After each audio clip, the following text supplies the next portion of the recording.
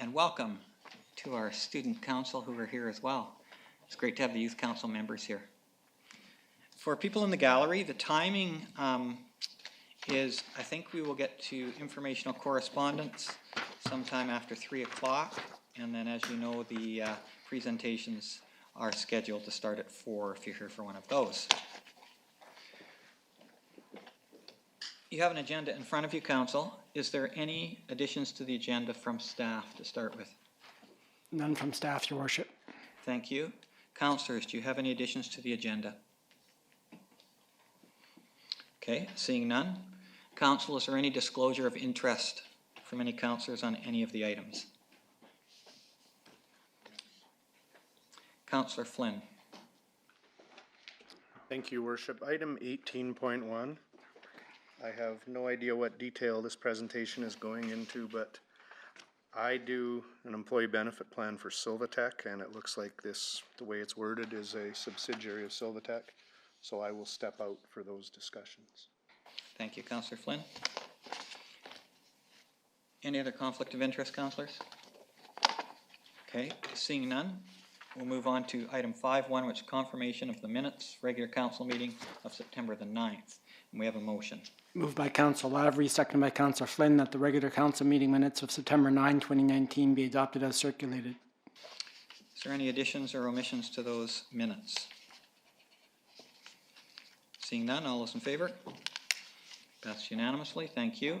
Your Worship, if I could add, sorry, that there were 2 additional items under the agenda, 11.2 and 11.3, which we have handed out. Yes, and we received those previously in our package, so thank you. When we do informational correspondence, we'll do 11.1, and then we'll do the next 2 after that. Thank you for pointing that out. All right, committee reports. Starting with item 6.1, Development and Planning Services Committee meeting minutes of October the 7th. We have a motion. Moved by Councillor Flynn, seconded by Councillor Lavery, that the Development and Planning Services Committee meeting minutes of October 7, 2019 be received as information. Council, any changes to those minutes?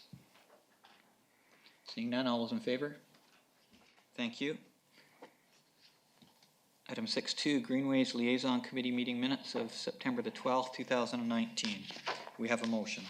Moved by Councillor Lavery, seconded by Councillor Cannon, that the Greenways Liaison Committee meeting minutes of September 12, 2019 be received as information.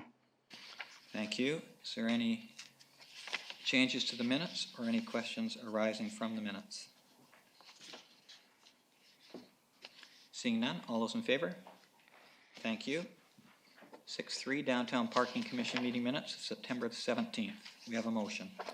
Moved by Councillor Lyson, seconded by Councillor Flynn, that the Downtown Parking Commission meeting minutes of September 17, 2019 be received as information.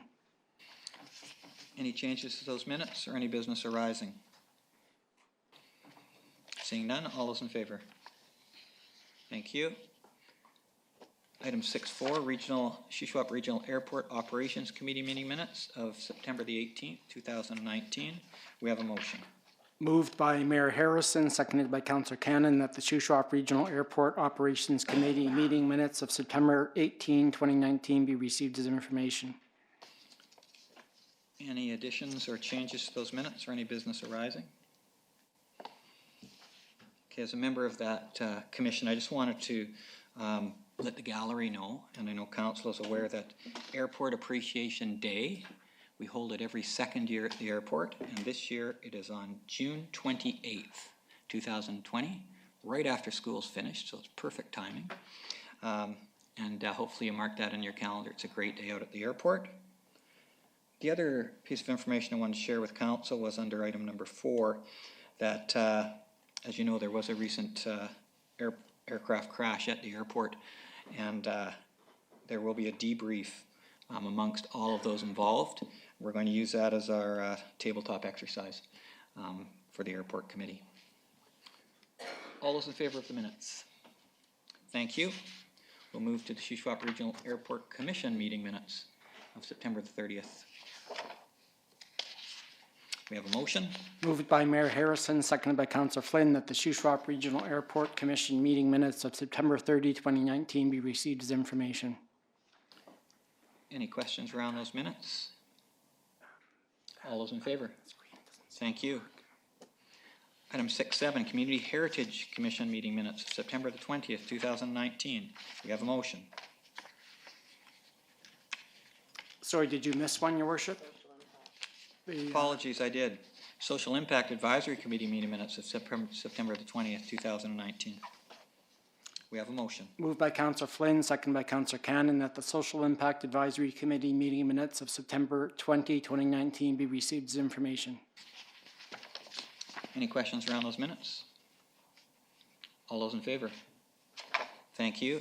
And the final one, Community Heritage Commission meeting minutes of September the 20th, 2019. Moved by Councillor Cannon, second by Councillor Flynn, that the Community Heritage Commission meeting minutes of September 20, 2019 be received as information. Any questions around those minutes? All those in favor? Thank you. Passes unanimously. So for our youth council and for people in the gallery, the work that council does up at this table is a very small fraction of what happens. As you can see by all of those commission and committee meeting minutes, all councillors are involved in a number of them. So thank you, council, for your work and for people who sit on those committees. We will go now to 7.1, Columbia Shuswap Regional District Update, Board in Brief. It's for council's information. Our board reps are Councillor Eliason and Councillor Flynn. I'm not sure if you have anything to add. Council has any questions around that? Okay, seeing none, we'll go on to item number 8, staff reports. The first one is Director of Corporate Services 2020 Council Meeting and Development Planning Services Committee meeting schedule. There is a proposed motion in front of you. Could I have a mover and a seconder for that motion? Councillor Flynn, second. Councillor Lavery. I'll ask the CEO if he has a comment on the report. Your worship, as required, we're laying out the schedule for 2020 for the Development and Planning Services Committee and the council schedule. Thank you. Councillors, do you have any questions about the dates that have been outlined? Seeing none, all those in favor? Welcome, Councillor Wallace-Richmond. I know you were teaching on this Tuesday, which is unusual that we meet on a Tuesday. It's great to have you here. We're on item 8.2, Director of Corporate Services, Shuswap Regional Airport Commission appointments. Can we have a mover and a seconder to that motion? Councillor Eliason, thank you. Second, Councillor Wallace-Richmond. Director of Engineering, or no, Corporate Officer might have a comment on that. Thank you, Your Worship. Pursuant to the City of Salmon Arm Shuswap Regional Airport Commission Establishment Bylaw, Council must appoint all members to the Shuswap Regional Airport Commission. And before you have the staff report that outlines the representatives from the City of Salmon Arm and the representatives from the Columbia Shuswap Regional District. They remain unchanged at this time. It is just an extension of the terms. So the City of Salmon Arm representatives will expire December 31st, 2021, and the CSRD representatives will expire December 31st, 2020. Great, thank you. Any questions from council around those appointments? Seeing none, all those in favor? Thank you. Item 8.3, Director of Engineering and Public Works, Flusher Truck Storage Building Addition, Budget Amendment Allocation. We have a motion. Our screen was back up and working a second ago. Thank you, Councillor Eliason, for moving. Seconder, Councillor Cannon.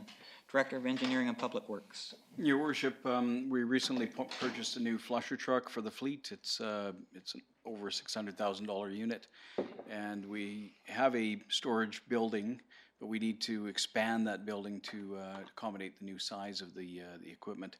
So we're looking at taking $25,000 from our building expansion or reserve. So it's basically coming out of a reserve for that amount. Thank you. Council, do you have any questions around this? For the sake of the gallery, what is a flusher truck? So, Your Worship, we use it, it's like a vac truck. Essentially, we use it for exposing mains. It's low impact, low disturbance. So we expose power lines, everything in ground. If we didn't have one in the fleet, we'd be hiring that out, and it would be quite costly. So having it within the fleet, we've made a good business case to have it and utilize it. Thank you. Any questions from council? All those in favor? Thank you. Item 8.4, Director of Engineering and Public Works, Airport Appreciation Day. I would move that motion. Is there a seconder? Councillor Eliason, Director of Engineering and Public Works. Your Worship, this is just a report. Every 2 years, as you mentioned, we have the Airport Appreciation Day. This is June 28th, 2020, and this is for the budget for the Airport Appreciation Day, and it comes out of the Airport Marketing and Promotions Reserve. And the excuse me, the Flying Club puts this event on, and they essentially get the money up front from the city, from this reserve, and then they pay, they take 75% of the gate revenue to pay the percentage back. Great, thank you. Any questions from council?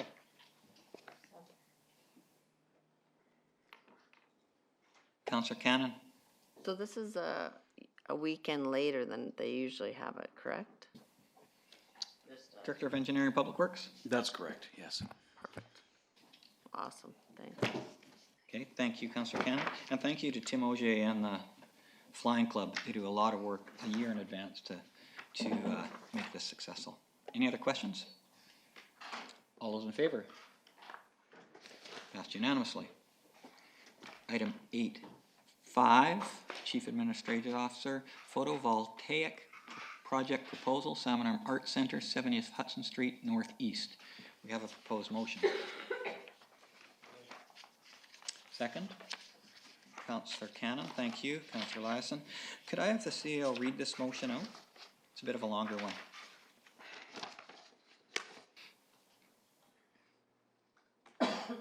Sure, it's moved by Councillor Cannon, seconded by Councillor Eliason, that council award Riverside Energy Systems the photovoltaic project at the Salmon Arm Art Center located at 70 Hudson Avenue in the amount of $32,789 plus taxes, and that the 2019 budget be amended to reflect additional funding in the amount of $2,800 funded from the Climate Action Reserve, and that council approve the installation of the proposed solar array as shown in the quotation from Riverside Energy Solutions dated September 13, 2019, on the Heritage Building located at 70 Hudson Avenue Northeast, subject to the Community Heritage Commission approval and completion of a structural review.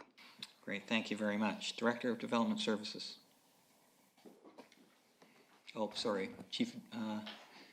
Do you want to talk a bit more about that, or would the Director of Engineering and Public Works want to talk a bit more? I can say just a few words, Your Worship. Can you? Okay, I think it would be important for the gallery to understand this one. So we were directed by council to proceed with a request for quotations to install a solar photovoltaic project at the Art Center.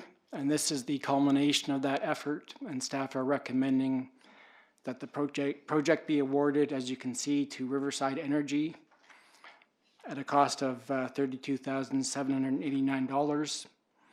I would note that the staff report mentions that there could be additional costs before this project is completed, which we may need to come back to council for. Thank you very much. Councillors, comments or questions? Councillor Flynn.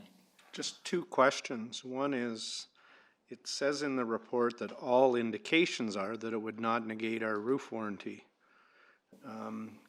on a roof that was replaced in 2017. How many years was that warranty, and what happens if it does negate the remaining years? CEO or Director of Engineering and Public To Your Works? Worship, we're investigating that, and we'll have a definitive answer to that before we proceed. But as the report says, indications are that it will not affect it because we're talking about the type of structure. We don't think we'll have any issues. It doesn't penetrate the membrane of the roof. Okay, because my vote would be totally different if it potentially has a financial impact of negating a roof warranty. And then this is kind of where old meets new, clearly. The next paragraph, when will we know from the Heritage Commission if we have approval? And should the motion not read subject to approval of the Heritage Commission and also subject to not voiding the the warranty? Or are we okay approving it and leaving that in staff's hands?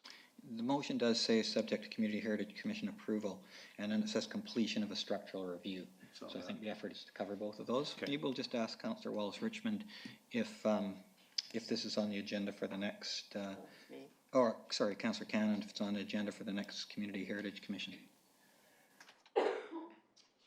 Okay. I'm just going to skip up to Councillor Cannon. Please press your button if you pressed it previously. Councillor Cannon. Thank you. We actually don't, we're meeting this Friday, but we don't have that on there, but we will put it on there. It was my understanding when we chose, this was the public building that we chose to do it on, that it, I didn't realize it had to go to the Heritage Society. I thought it was, we had to get some other approval of provincially for the heritage status. Maybe Councillor Laverly could enlighten me on that, but I remember we had a discussion about it. Okay, I think Councillor Wallace Richmond, who was the chair of the Heritage Commission, may be the one. I'll skip to Councillor Wallace Richmond. Councillor Lindgren, press that button one more time. Councillor Wallace Richmond. Thanks, Your Worship, but indeed there are parts of the gallery that do need provincial approval, but this is on the back of the building, which is an addition, so it's not part of the original facade, which is what the Provincial Heritage Register is mostly concerned with. And Councillor Wallace Richmond, is it going to the Heritage Commission as a courtesy? The commission, that's hers. I'll just check with staff perhaps. The idea for it to go to the Heritage Commission, is that as a courtesy to let them know, or? Your Worship, it's on our heritage registry, Yes. so that's why, but our research indicates that we don't need provincial approval. Okay. So, Councillor Cannon, perhaps it could be added to your agenda. That's coming up. Thank you very much. Councillor Wallace Richmond, did you want to add anything else at this time? Okay, Councillor Lindgren. Thank you. In line. I'm just wondering if Riverside Energy or A Plus Solar Solutions, are either or both of these companies local to Salmon Arm? Director of Engineering and Public Works. Your Worship, I'll answer that. Oh, okay, I'm sorry. CEO. One of them is local, Riverside Energy, or sorry, the other one is the local, A+. Riverside is out of Kamloops. Okay, and it looks like there's some kind of point system used to decide who gets the contract. Is there points awarded for being local? Chief Administrative Officer. Your Worship, no, that is not one of the criteria for awarding points. Thanks. Okay, I'm assuming all councillors got the request for quotation evaluations piece. It's an important piece for council to consider. Councillor Lavery. Yes, thanks, Mayor Harrison, and I just want to thank the CAO and staff who've worked on this. For the students in the gallery, Council, maybe a year ago, directed staff to look at 3 city-owned buildings, here, the fire hall, and the art gallery, as a good spot for a solar panel, solar energy demonstration, community demonstration project. So round 1 of that was to say, there's 3 sites here, which are any of the sites okay, which might be the best. And the results from that first round was that all 3 sites were good, but the most cost-effective probably, and also the site for location of public display and recognition, was the art gallery. So this represents the second phase of going out and asking requests for because that's what we have to do. We have to go out and we need proposals to cost to approve. So that's at the stage that we're at now. Fully support what's in front of us here. As usual in local government, there's always a little bit more than we thought it would be. The winning proponent was the engineering firm, the assessment firm that looked at all 3 sites, and I'm very comfortable with that. I think there could be additional monies, but all from my non-engineering sense, any additional monies would be likely minimal, but they'd come back to council. So I fully support this, and thank you to staff. Thank you, Councillor Lavery. Any other comments or questions from council? Okay, I'd like to thank Councillor Lavery for his work on this. usually things happen at this table when there's leadership from councilors, and Councillor Lavery was the leader on this one. And so hopefully a year from now, you'll be able to walk by the art gallery in downtown Salmon Arm and see solar panels on the art gallery, which are helping to power the lights and the electricity in that building. And I'm happy that it's the art gallery that's chosen, because I think it's a very high profile building in our city. And the idea of this council, and I think of committees that have been involved, is to showcase that so that people can consider solar panels on their own houses. So that's part of the idea of this project. I will call the question. All those in favor? Passes unanimously. Thank you. Item 8.6, sorry, Director of Development Services, strata conversion of previously occupied building. It's Joe Beck Enterprises Limited, Gillespie Company, 11th Avenue Northeast, and we have a proposed motion. Could I have a mover to that motion? Councillor Flynn, second by Councillor Cannon. Director of Development Services. Your Worship, this is a proposal by Joe Beck Enterprises Limited and Gillespie and Company, and they are requesting that council approve the stratification of a 16-unit townhouse development on this property shown on the map here, located at 2018 11th Avenue Northeast, just kitty corner to the RCMP station.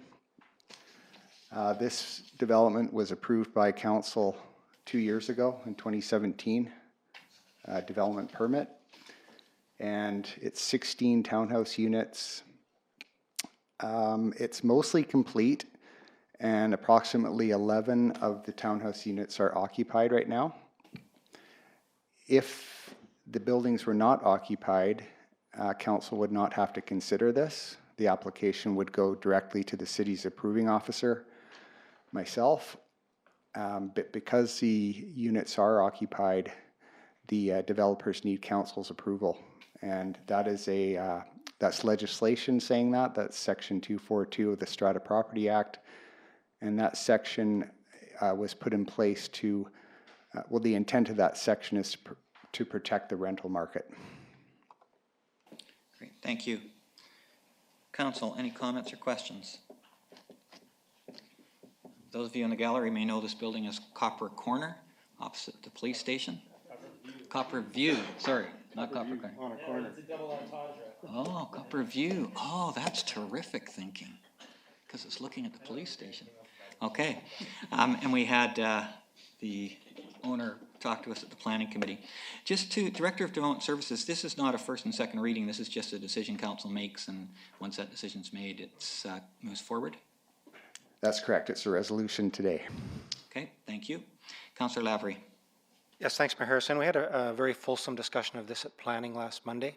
I forgot to add one thing. I think Graham's here in the audience here, and that's really a thank you to the applicant for your commitment to providing rental housing in Salmon Arm. It has been really important over and above this one issue in front of us. I just wanted to give that shout out. Thank you. Thank you, Councillor Lavery. Is there comments from council? Call the question then. All those in favor? Thank you. Item 8.7, Director of Development Services, Telecommunications Facility Referral, Cellular Tower Installation at 5790 Canoe Beach Drive, Northeast. We have a proposed motion. Can I have a seconder, a mover and a seconder? Councillor Lavery, second Councillor Wallace-Richmond. Director of Development Services. Your Worship, this is a request from Rogers Communication Incorporated for council's endorsement of a 20-meter high cell tower on the property located at 5790 Canoe Beach Drive, Northeast, right across the street from the Canoe Mill. The property in question is designated for heavy industrial in the official community plan. It's zoned A2, Rural Holding Zone. Back in 2014, the city developed a policy to evaluate proposals such as this. That policy took over a year to develop, and we went through a lot of consultation with that, including with Industry Canada, who is the approving authority for these cell towers. That's important to keep in mind here. This is not in front of council to approve or not approve. It's Industry Canada that makes that decision. So this proposal is seeking council's endorsement of the cell tower support, another word, concurrence, and our policy supports the location of this proposal. Great, thank you. And we heard at planning, we had a presentation from the proponent. Is the proponent in the audience today? Do you wish to add anything to what the Director of Development Services has said so far? No, Your Worship, thank you. Okay, thank you for being there to answer any questions. I'll ask at this time if there's anyone in the gallery who wishes to provide council with any information. You're welcome to do so now. I would ask you to come forward to the microphone. Okay, I'll ask a second time just to make sure everyone has a fair opportunity. Okay, seeing none, councillors, I'll open it up to you for questions and comments. Councillor Lindgren. Thanks. Just a question about, previously we were told that this tower would be used for LTE right now. If that changes in the future, do we get notification that that change is happening? Thank you. Director of Development Services. Your Worship, that question is way beyond my expertise.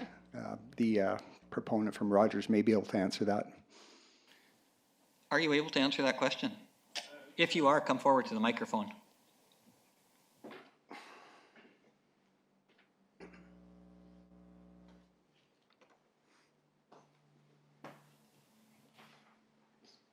Yes, welcome. Good, thank you. The question was regarding I'll have LTE. Councillor Lindgren ask it again. On Monday, when you spoke with us, you said that this tower would be used for LTE, or 4G, I assume that is. If that changes in the future, will the city be given notification before that change happens? Yes, we would follow process. Okay, thank you very much. Yeah, thank you. Thank you. Any other questions or comments from council? All right, just before I call the question, I think important for the gallery to know that there's two cell tower installations owned by TELUS. You can see from the arrows there. In 2013, the reason those towers are there is in 2013, we had a proposal come to us. TELUS wanted to put a tower about halfway up Lyman Hill. The people in the Lyman Hill area came to us and said, that is going to really affect our viewscape, and we do not want it there. So we worked with TELUS, and they worked with the regulations and moved them down right by the plywood plant there, which did not affect the view of people from Lyman Hill, and they supported that location. So this particular location by Rogers is very close to it, should have no effect in viewscape. Also, the surrounding properties are sent letters informing them of the proposal, and we received, I think you sent 29 letters, received 2 back saying had no difficulties with that proposed location. Council, I'll call the question. All those in favor? Passes unanimously. We'll go to 8.7 or 8.8. Chief Financial Officer, Fire Department Capital Budget, and I see the Fire Chief is here as well. We have a proposed motion. It's a long one, moved by Councillor Flynn, seconded by Councillor Eliason.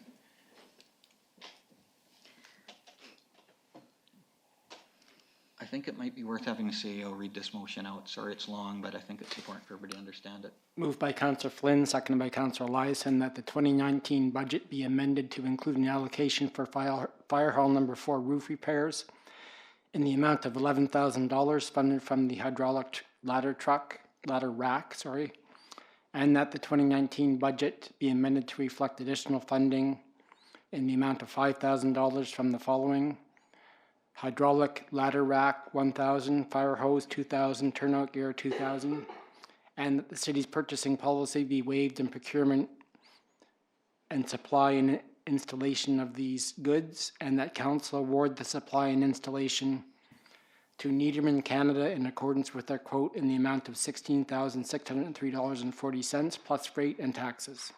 Thank you very much. Chief, would you like to come and talk to us about this proposal?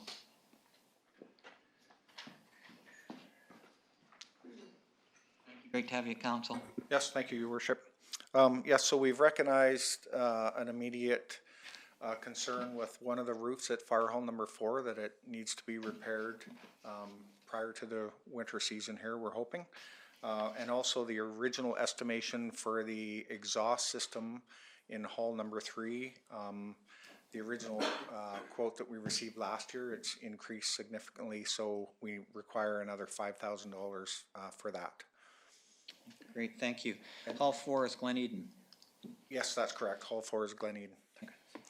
And although there's 3 different roofs there, we're proposing in the 2020 budget to have those replaced, but the one section, as I said, it needs to be repaired immediately.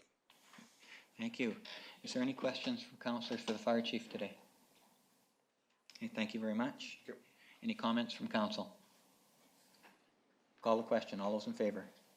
Thank you. We're on to item 8.8, Chief Financial Officer. Chief Financial Officer, 8.9, sorry, Shaw Center and Saskew Recreation Center budget amendments. We have a motion. We have a mover and a seconder. Get on the floor. Thank you. Councillor Wells-Richmond, Councillor Lindgren. I see that Darby is here. Would the Chief Financial Officer like to speak to it first, and then we have Darby for questions, or if you'd like to add? Sure. Thank you, Your Worship. Oops. So this budget amendment has come at the request of the Shuswap Recreation Society. The first relates to the replacement of the chillers at the Shaw Center. The chiller replacement is proposed in the 2020 budget. However, the society is hoping to have the design started as soon as possible. The estimated cost is $20,000. The request is to fund the expenditure from the Shaw Center Major Maintenance Reserve. In addition, due to a number of unexpected operational costs and lost revenues, the Shaw Center is anticipating an operating deficit for 2019. It's proposed to reallocate this current Saskew Recreation Center surplus of $38,000 to the Shaw Center, and Darby Boyd is present should council have any questions in this regard. Okay. Darby, did you want to address council about that, or do you want to wait for questions? I can wait for questions. Okay. Council, I know you have the report in front of you. Any questions that you might have? Councillor Flynn.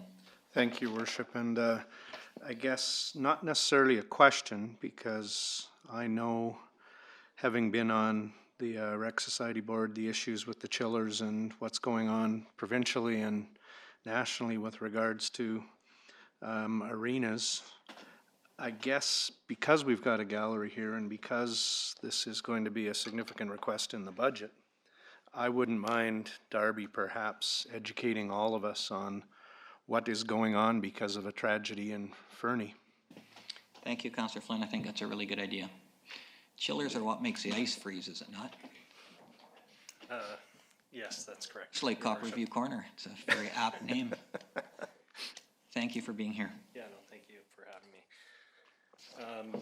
Yeah, so the chillers, I'm not sure there's exactly where to start, but the chillers, as you said, the Fernie accident really brought to light a number of safety issues that the BC Technical Safety wanted to look at, and one of them was chillers that were aging, which ours was coming up on 20 years. They want them tested for safety reasons, to make sure that the corrosion hasn't gotten to a point where they're unsafe and there could be ammonia leaks. So unfortunately, it initiated with the Fernie incident, and they started looking province-wide. And unfortunately, ours was probably one of the few that was up on its 20 years. So they had us tear the chiller apart and test the tubes for corrosion rates and so on. It was so unusual that our contractor at the time had never done one. So we had to go out into the northern BC. There was a contractor up there that had done this testing, and we engaged them to come down and do the testing.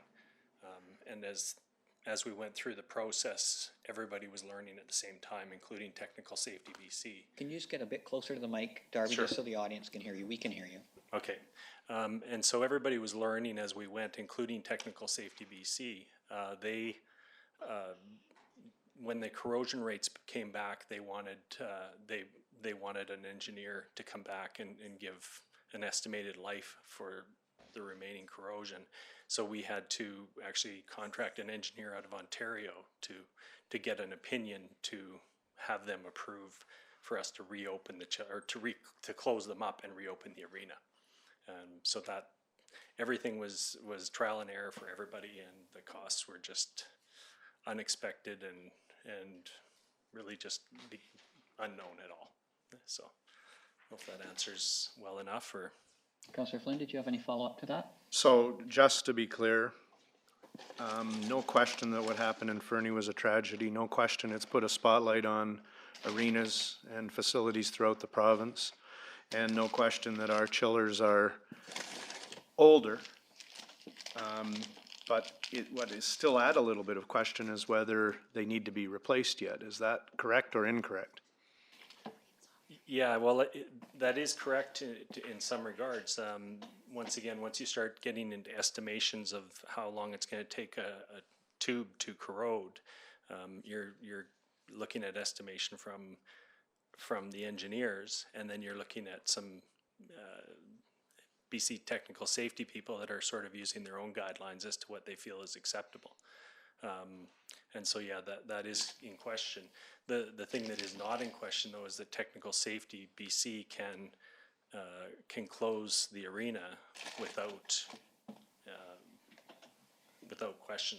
It would just be within their mandate to do that. So the engineers have sort of given us some guidelines, but once again, Technical Safety BC is not being very flexible at this time. So I suspect that's on the table for sure. Thank you for wording it exactly how I wanted you to word it in public. If we don't move on this, we could technically have our arena closed in the new year. That's what we're being told, yes.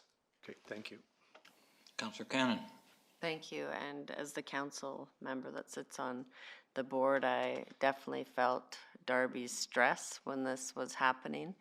And I think the biggest, the information that we learned at that time is if we had to replace them, if they weren't gonna let us put the ice in, the parts for the chillers were back ordered, and we were looking at 6 to 8 weeks approximately before we could even get the parts in there and then get the engineers and the people that we needed in there to redo them. So that was really looking like the skating season, the hockey season would have been, you know, in a lot of trouble. So it was pretty stressful. So I think being proactive of going ahead and putting this in the budget and getting the chillers parts on order is what we need to do, so we don't have interruption of service to our residents.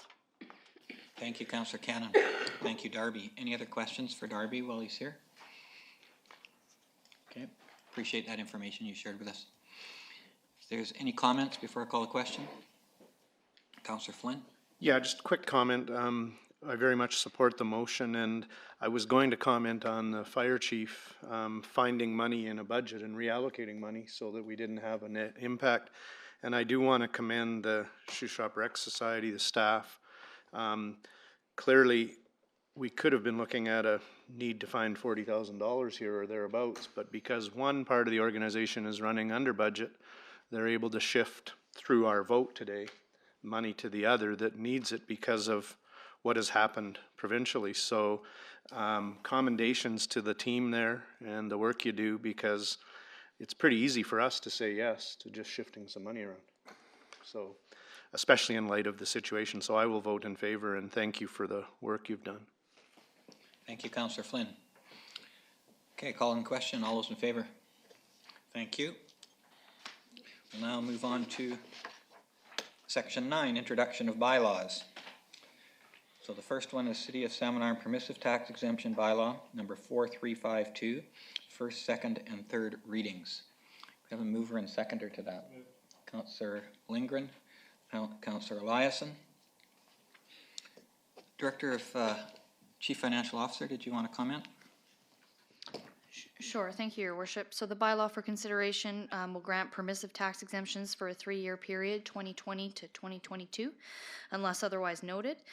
Earlier this year, Council approved an update to the city's permissive tax exemption policy, number 7.15, the intent of which was to clearly set Council's objectives and the parameters under which Council would consider applications for permissive tax exemptions. It was also to provide fair and consistent treatment and consideration for all eligible applicants. It's important to note that pursuant to the Community Charter, Council has the discretion to set the criteria to which exemptions are granted and the associated amount. There is no obligation to grant an exemption. Historically, Council has granted a permissive exemption to churches for the remaining property not covered by a statutory exemption, up to 2 acres. For societies, seniors facilities, sports clubs, Council has granted an exemption for all land and improvements provided they are owned by a charitable or other not-for-profit organization. I can go into detail about the ones discussed in my report individually. I'm not sure how you'd like to proceed with that. I think that would be helpful to the ones that have had a change in compared to their asks previously. So one of the applications that required further review was the Royal Canadian Legion, Branch 62. They leased the property at 150 Lakeshore Drive from the Salmon Community Association. The property meets the legislated criteria under the Community Charter. In accordance with the city's policy, exemptions are based on the use of the property. During review, it was noted that the Legion lacks detailed financial records supporting donations and bursaries made, however, has provided additional documentation to support their not-for-profit status. It's recommended that the Legion be granted only a 1-year exemption rather than a 3 to allow them time to get their financial records in order, and a motion would be required to amend the bylaw at this time to exempt the Legion for only 1 year, if so supported by Council. Okay, thank you. I think maybe what we'll do is we'll go through them one at a time and see if Council That's fine. is apt to make a motion or adjustment to the motion. Councillor Wallace-Richmond proposes that amendment. Is there a seconder to the amendment? Councillor Lavery, thank you. So the proposal would be that instead of granting a 3-year permissive tax exemption at this time, we give a 1 year, giving the Legion time to get their financial records to the city. Discussion on that amendment. Councillor Wallace-Richmond, did you want to speak to it? And then I'll go to Councillor Eliason. Okay, thank you. Councillor Wallace-Richmond. Thanks, Your Worship. Just to clarify, as opposed to having them disqualified altogether, or? Sorry, the exemption, we would still allow an exemption for just a 1-year period to allow them time to get their financial records in order, and then ask them to resubmit an application next year for the remaining 2 years. Okay, and failing that, through Your Worship, they would not otherwise qualify? It would come back to Council for your review. So this is a preventative measure or an encouraging measure? An encouragement measure? Yes, and the situation is that the personnel at Legion has changed over time, and so the tracking, it will take them some time to track their financial records, and that's why the proposed amendment. I see. Okay. I'll wait to hear from other councillors. Thank you. Councillor Eliason. Yeah, thanks, Your Worship. And I've been speaking with the folks over at the Legion a little bit, and while they are a nonprofit, they don't have the society. They're not registered as a society.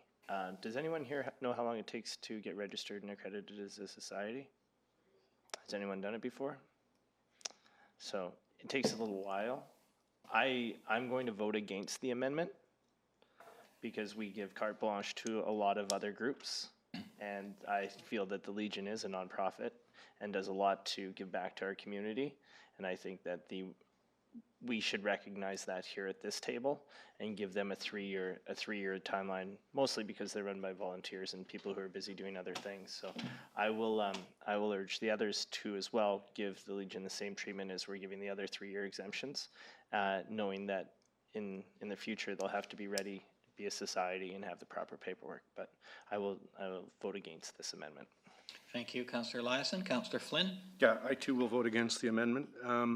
I understand they have had staffing issues. I think that's typical of nonprofits, and even though they're not technically a nonprofit or a society, I don't think anybody questions what the history of that Legion is. To say once they get a person in, they can get us all the reports, I think that person's gonna be working hard to keep the Legion above water. And in my opinion, I have no problem continuing their 3-year tax exemption and supporting them while they try to work through this. So I will vote against the motion.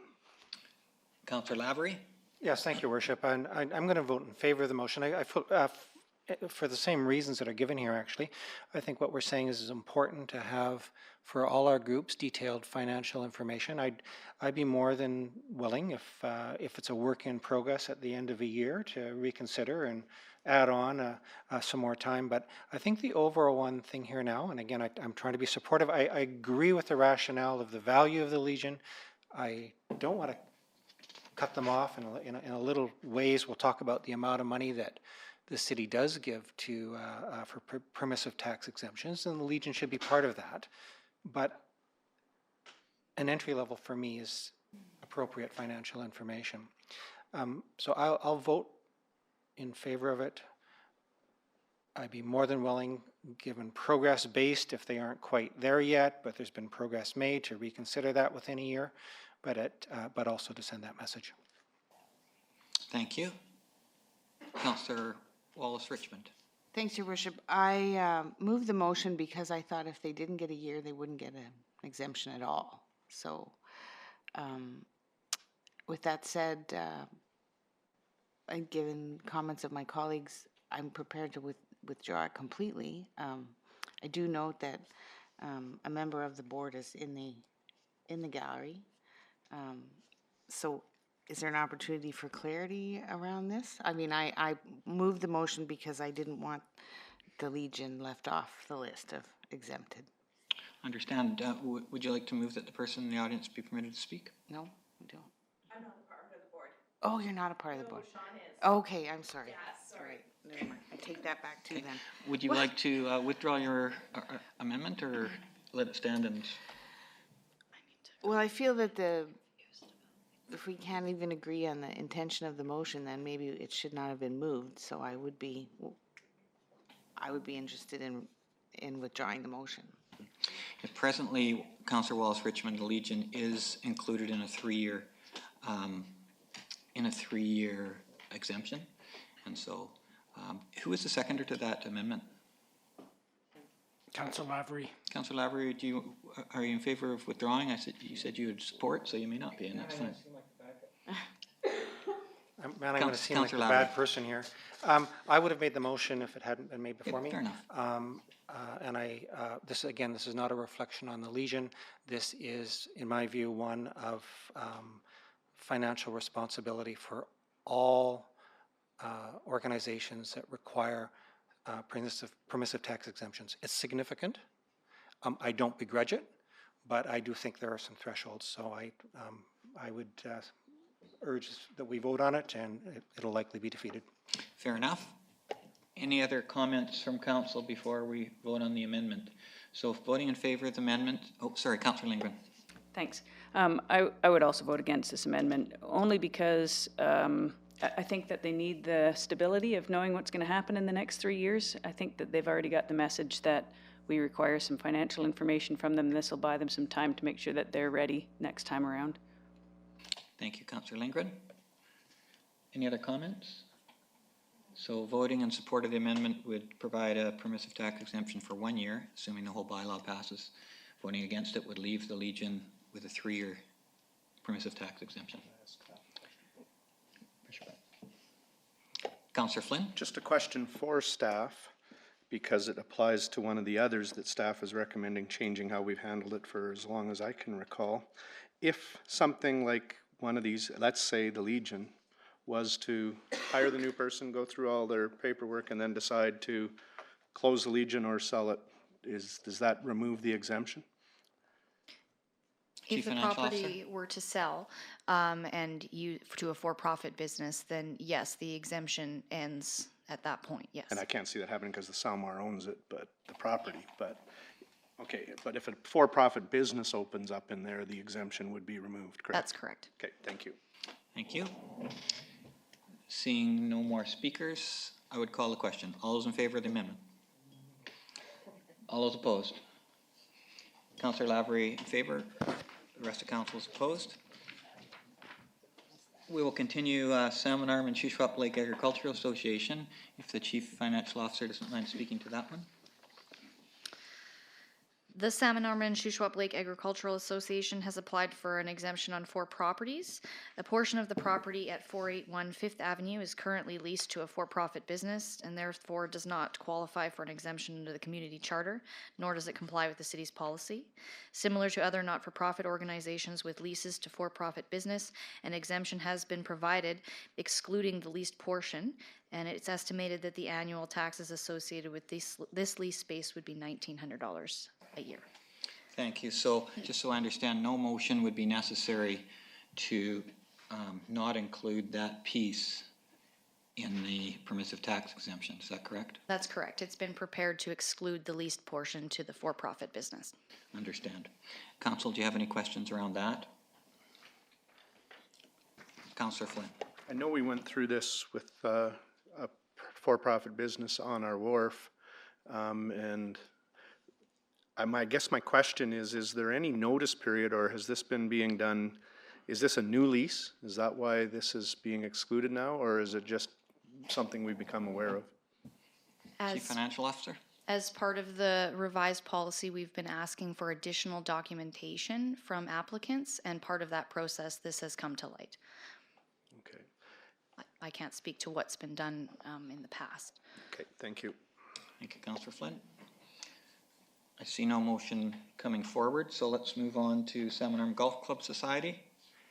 The Salmon Arm Golf Club has applied for a permissive exemption on both the 18-hole championship course and the 9-hole heritage course. The properties meet the legislated criteria under the community charter. In the past, council has granted an exemption only on the 18-hole course. The old residence, restaurant, pro shop, and clubhouse on this property were taxable. In addition, on the 9-hole course, it was also considered taxable as was viewed to be in competition with for-profit business. As per the city's policy, nonprofit organizations conducting retail or commercial activity and charging market rates will be considered in competition with for-profit business. Based on a review of the society's membership and user fees compared to other local golf courses, it appears that the society is charging market rates and thus in competition with for-profit business on both properties. It's therefore recommended that an exemption be granted on that. It is therefore not recommended that an exemption be granted on either of the properties.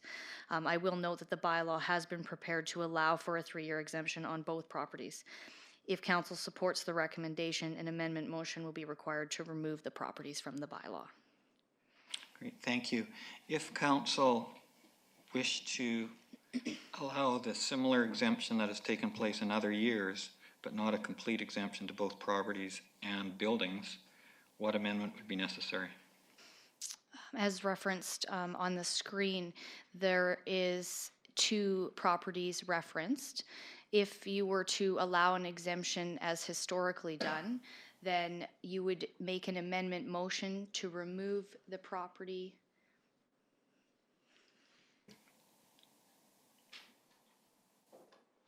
at lot 1.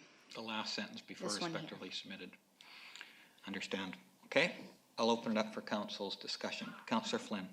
I would like to start by moving whatever I have to move, just because I'm still not clear, to return to what has traditionally been done for at least the last 30, 40 years, however long. Okay, so remove the sentence above respectfully submitted.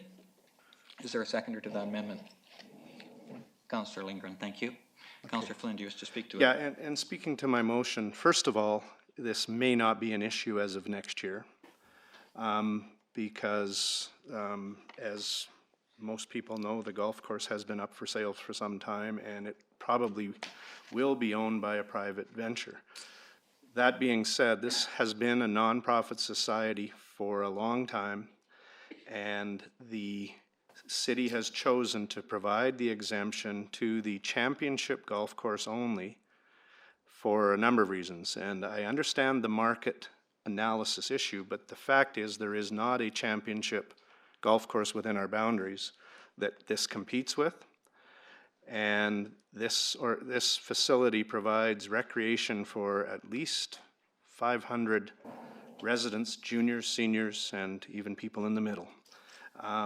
So as much as I think what we're talking about will be a moot point next year, that's why I asked the question about if ownership changes. If the golf course doesn't sell and the championship side of the golf course has to pay taxes because it competes with no other championship golf course in our boundaries, it will not likely survive another year. So we're talking about a viability of an organization that's been around forever. They recognize they are not sustainable long-term, but if they happen to not sell before next year, I really think this would be the death knell if we ask them to pay these taxes. So I think this is a significant recreational facility in our community. I am biased because I do spend a lot of time there, but I have confirmed I don't have a conflict of interest because I'm just a regular member of the organization. So I ask council to support the removal of Lot 1 as has been done for a long, long time. Thank you, Councillor Flynn. Is there other speakers who wish to speak to the amendment? Councillor Lavery. Yes, thanks. I need a clarification question. It seems to me as it's prepared, everything at the golf course is exempted. Is that not true? Am I reading this wrong? Chief Financial Officer? Yes, they have submitted, in the past, they had only submitted an application for the 18-hole course. This year, they submitted an application for both. So in order to comply with the advertising requirements of the community charter, we've included the bylaw to have both properties if council did wish to exempt both of them. So as it stands now, both properties are included in the bylaw. In the exemption. That's right. So then any attempt to deal with these issues would be actually removing the exemption. That's right. So I believe the motion is to remove the property, the 9-hole course, from the exemption bylaw. In other words, not allow an exemption on that particular property. Thank you. And just clarification with Chief Financial Officer, the taxable items on the main course, like the clubhouse, would continue to pay taxes. That's correct. Okay, thank you. Councillor Lavery, do you wish to add anything else? Councillor Flynn? Just to be clear, all I'm asking for is the historical treatment, which is an exemption only on the 18-hole championship course. And yes, the board did ask for more, but in light of our policy that says if you're competing directly with another organization or another business, which the 9-hole executive course is the same as Shannon's or whatever it's called now, Club Shuswap, and it is in competition, and it's different than the 18-hole championship. So I don't want anything to change as to what's happened, but I think it's going to change next year anyhow. Thank you, Councillor Flynn. Any other comments or questions around the amendment? Could I ask the Chief Financial Officer how much tax the Salmon Arm Golf Course paid last year?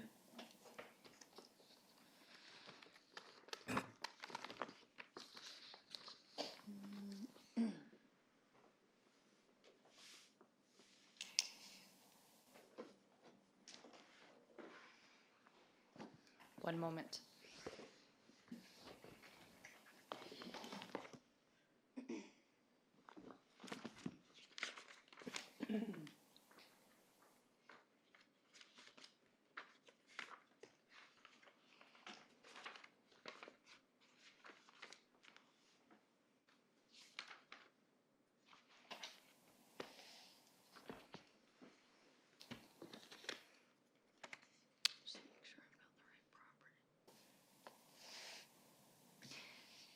The 18-hole course was 12,816.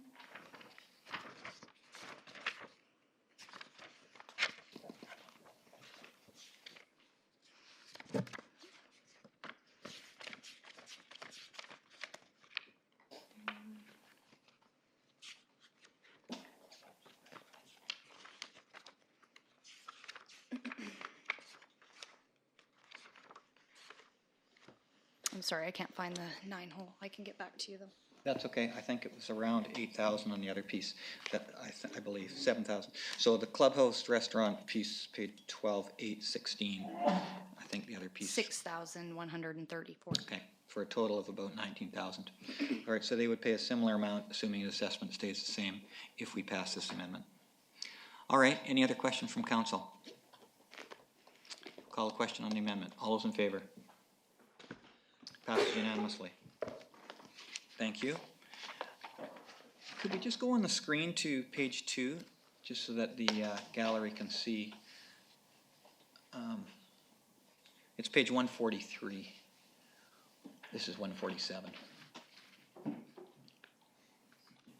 it is. I'm not sure if the gallery can see that. Oh, look at that. There you go. I think this is an important piece that everyone in the community should understand, is that we have many volunteer nonprofit groups that better our community. And you can see below churches, the exemption is $46,000. That is a permissive tax exemption the city gives.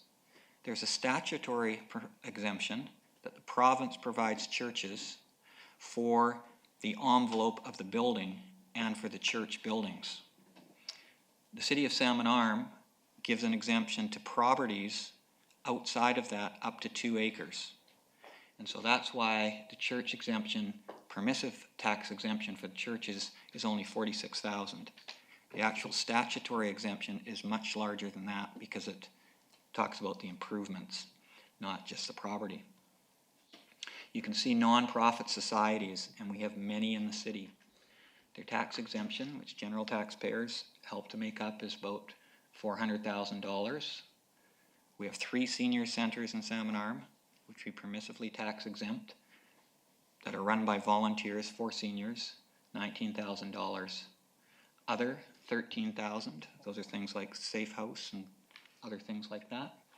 Sports clubs, those are clubs like the tennis club that leases from the city, the curling club, non-profit sports clubs that provide a service to citizens of Salmon Arm through volunteer work mostly, and often lease lands from the city. Their tax exemption is $290,000 for a total of $762,000. It sounds like a lot. We know, though, if we did not allow those tax exemptions, we wouldn't have those services. And if the city had to provide them, it would cost a lot more than $762,000. So, while sometimes we're criticized for the size of the permissive tax exemption, I think it's actually a pat on the back to the people of Salmon Arm who are providing those services for very little cost. So that's my little bit. Councillor Lavery. Thanks, Mayor Harrison. I was going to ask for page 2 coming up as well, and you did the, and if we could just leave that amount up there. So, especially for the students, but a full gallery here, so that the city exempts these organizations from paying $762,000 for what they do to the city, but there's more. The city is also responsible for paying the taxes that these groups owe to the provincial government and other bodies. So not only do we say, okay, we won't take $762,000 from you so you can operate, we also take on the responsibility of paying those taxes to that they would normally have to pay to other governments, and that's another $454,000. And so when you add those two up, exemptions and us stepping up to the plate, and I think we do as a city, we've done this for a long time. This is not just this council, $1.2 million to promote nonprofit societies that contribute to the culture of the fabric of the community. So it really is significant. I just wanted to add that on, Mayor Harrison, to that. Often it's a fact that most people don't even stop to think about, but it's how the city steps up to do that. Thank you. Thank you, Councillor Lavery, for adding that important piece. Any other comments from council before I ask the vote on the main question as amended? Okay, I'll call the question then. All those in favor? Passes unanimously. Thank you, and thank you for the discussion. We'll move now to 9.2, City of Salmon Arm Fishing Community Plan Amendment Bylaw number 4348, Cornerstone Christian Reformed Church. We have a proposed motion. Can I have a mover and a seconder? Councillor Lavery, Councillor Wallace-Richmond, Director of Development Services. Your Worship, the Cornerstone Christian Reformed Church is proposing to amend the official community plan land use designation of their property from from highway commercial to institutional. The property is located at 1161 22nd Street Northeast, just east of Copperview.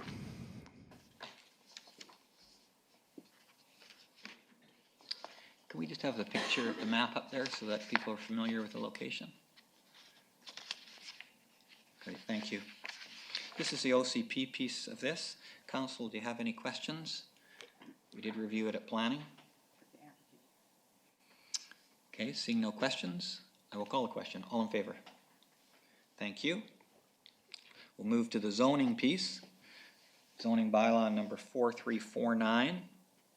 First reading. I'll have a proposed motion. Is there a mover and a seconder? Councillor Eliason, Councillor Lindgren, thank you. Director of Development Services.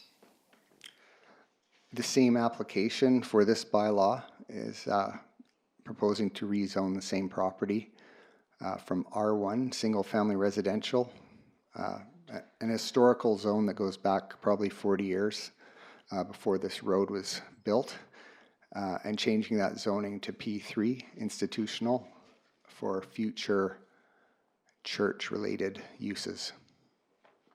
Great, thank you. Any comments or questions from council? Councillor Flynn. Thank you, Worship. Appendix 2, page 160 in our agenda,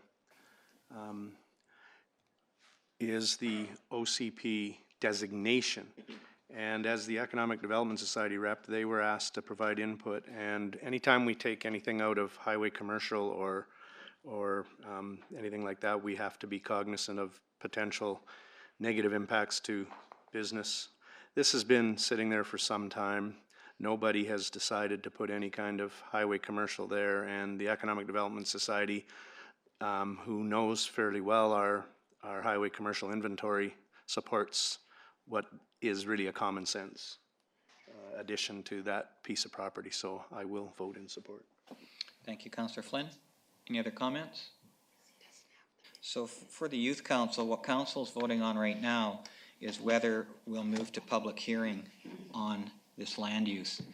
If an owner of a property wants to change the land use from residential to commercial or commercial to institutional, there has to be a public hearing where all members of the public can come and speak about it. Council, if they think it's a good idea or they want to hear the public, they pass a motion like this, and a few weeks down the road, people come and talk to us about it, and then council makes a decision. So today, the question is, do we want to go to public hearing on the zoning bylaw? Call the question. All those in favor? This passes. Thank you. Item 9.4, City of Salmon Arm Zoning Amendment Bylaw number 4351. Brown and McDermott, 10th Street Northeast, R1 to R8. We have a proposed motion. Councillor Eliason, Councillor Cannon, thank you. Director of Development Services. This is a rezoning application for 870 10th Street Northeast. The property is presently zoned R1, single family residential. The owners and the applicant wish to rezone the property to R8, residential suite zone, which would allow the existing home to have a secondary suite contained within it. There's also a subdivision application to subdivide the property in this manner.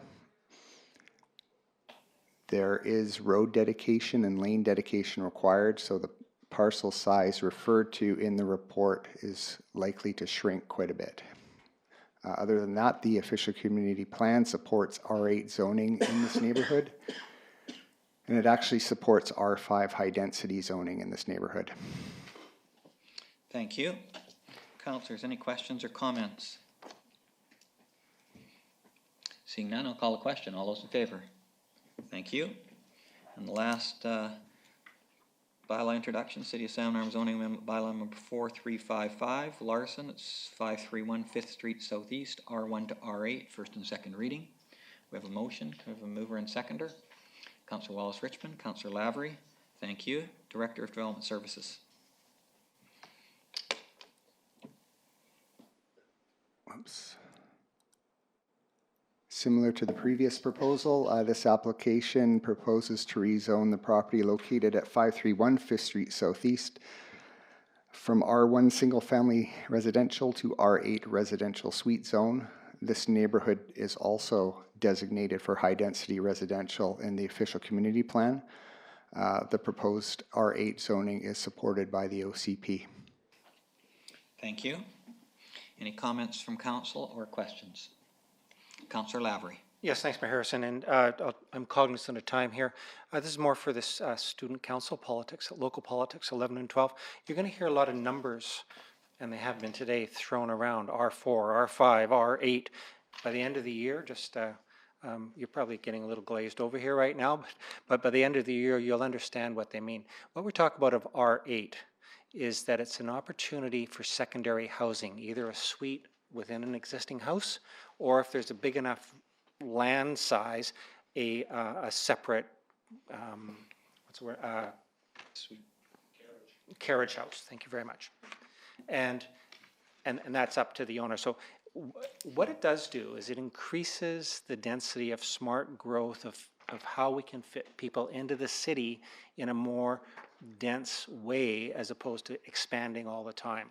And over the course of your year here, you hear a lot of applications to go to R8 to have increased secondary suites. I will support the motion. Thank you, Councillor Lavery. Again, this motion is to move this to public hearing. I'll call a question. All those in favor? Thank you. We're going to reconsideration of bylaws, section 10. City of Salmon Arm Official Community Plan Amendment, number 4350, Muto Holdings, 130 Shuswap Street, Southeast. Can I have a mover to that motion? Councillor Eliason, seconder. Councillor Cannon, Director of Development Services.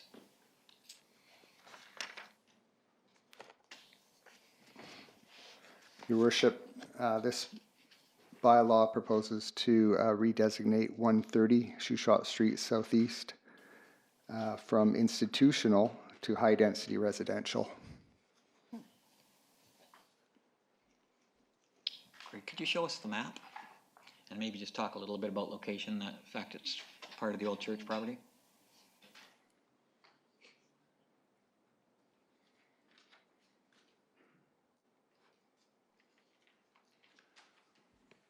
That map? Yes, thank you. Do you want to speak to it just briefly? Oh, sure. Okay, so this property used to be owned by the church directly to the south, which is the Anglican church. And the Anglican church sold the property to a developer who was interested in redesignating and rezoning the property to high-density residential to facilitate a multifamily townhouse development, potentially with 10 units. Great, thank you. Council, any questions, comments on this application?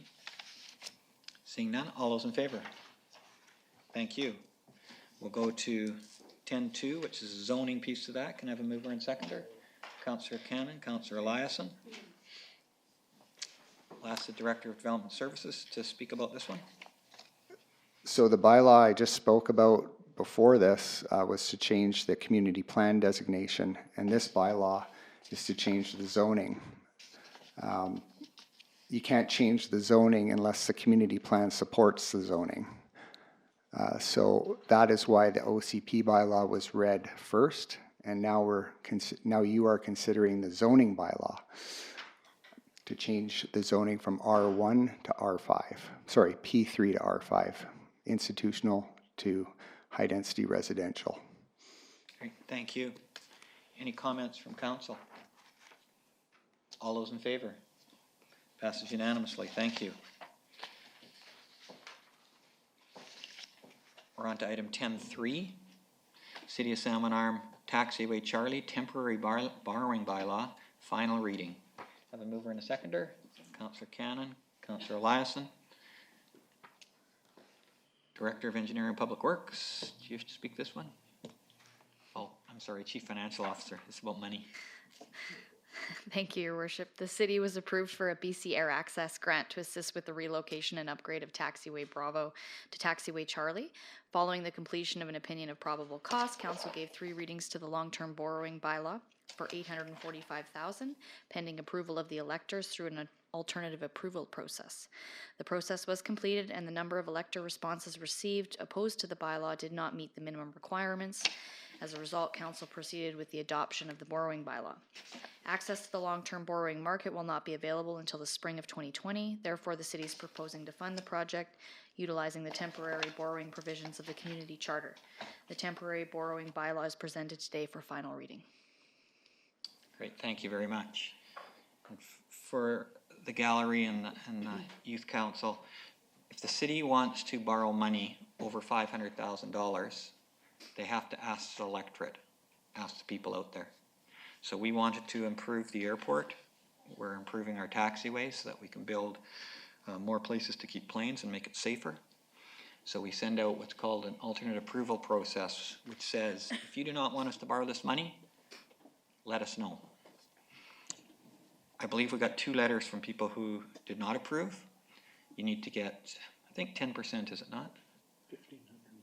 1,503 people need to say no. Yes, I'm not correct on that. The corporate officer could probably So answer that. we are able to borrow the money and we're agreeing to do that as final reading today. Any comments from council? All those in favor? Thank you.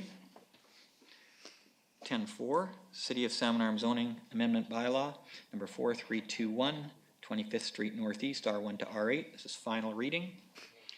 Mover and seconder. What did this sign this time? Councillor Wallace Richmond, Councillor Lavery, thank you. Director of Development Services. This rezoning bylaw was reviewed by council back in March of this year for first and second and third readings, and then there was a public hearing. And then after that, the owner of the property and the house had to demonstrate that the suite meets BC Building Code. And now we know that the suite does meet BC Building Code, so it's safe to live in, and it's now before you for final reading. Great, thank you. Any questions from council? Seeing none, all those in favor? Thank you. It is about 5 minutes to 4. Our first presentation is at 4 o'clock. I apologize to people who are waiting for informational correspondence items because we're not going to get them done until after the presentations.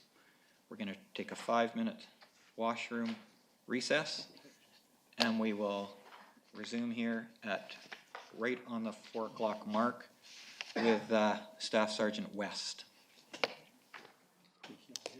He's got 5 minutes.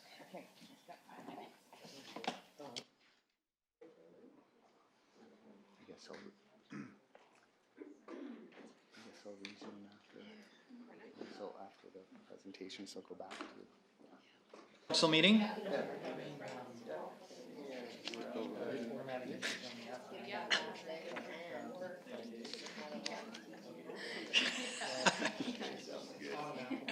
All right, we are on item 10.5, City of Salmon Arm Zoning Amendment Bylaw number 4326. It's the final one before we hear from the Staff Sergeant.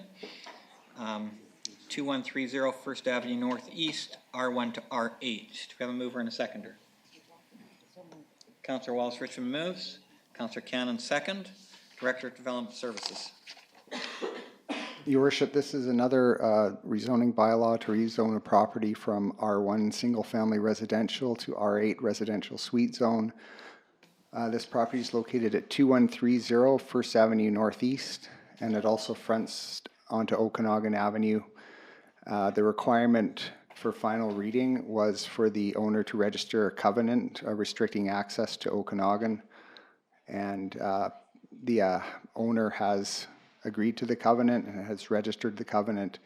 Also, because the property was located within 800 meters of the Trans-Canada Highway, the Ministry of Transportation had to approve the bylaw before council could consider final reading, and the ministry has approved it.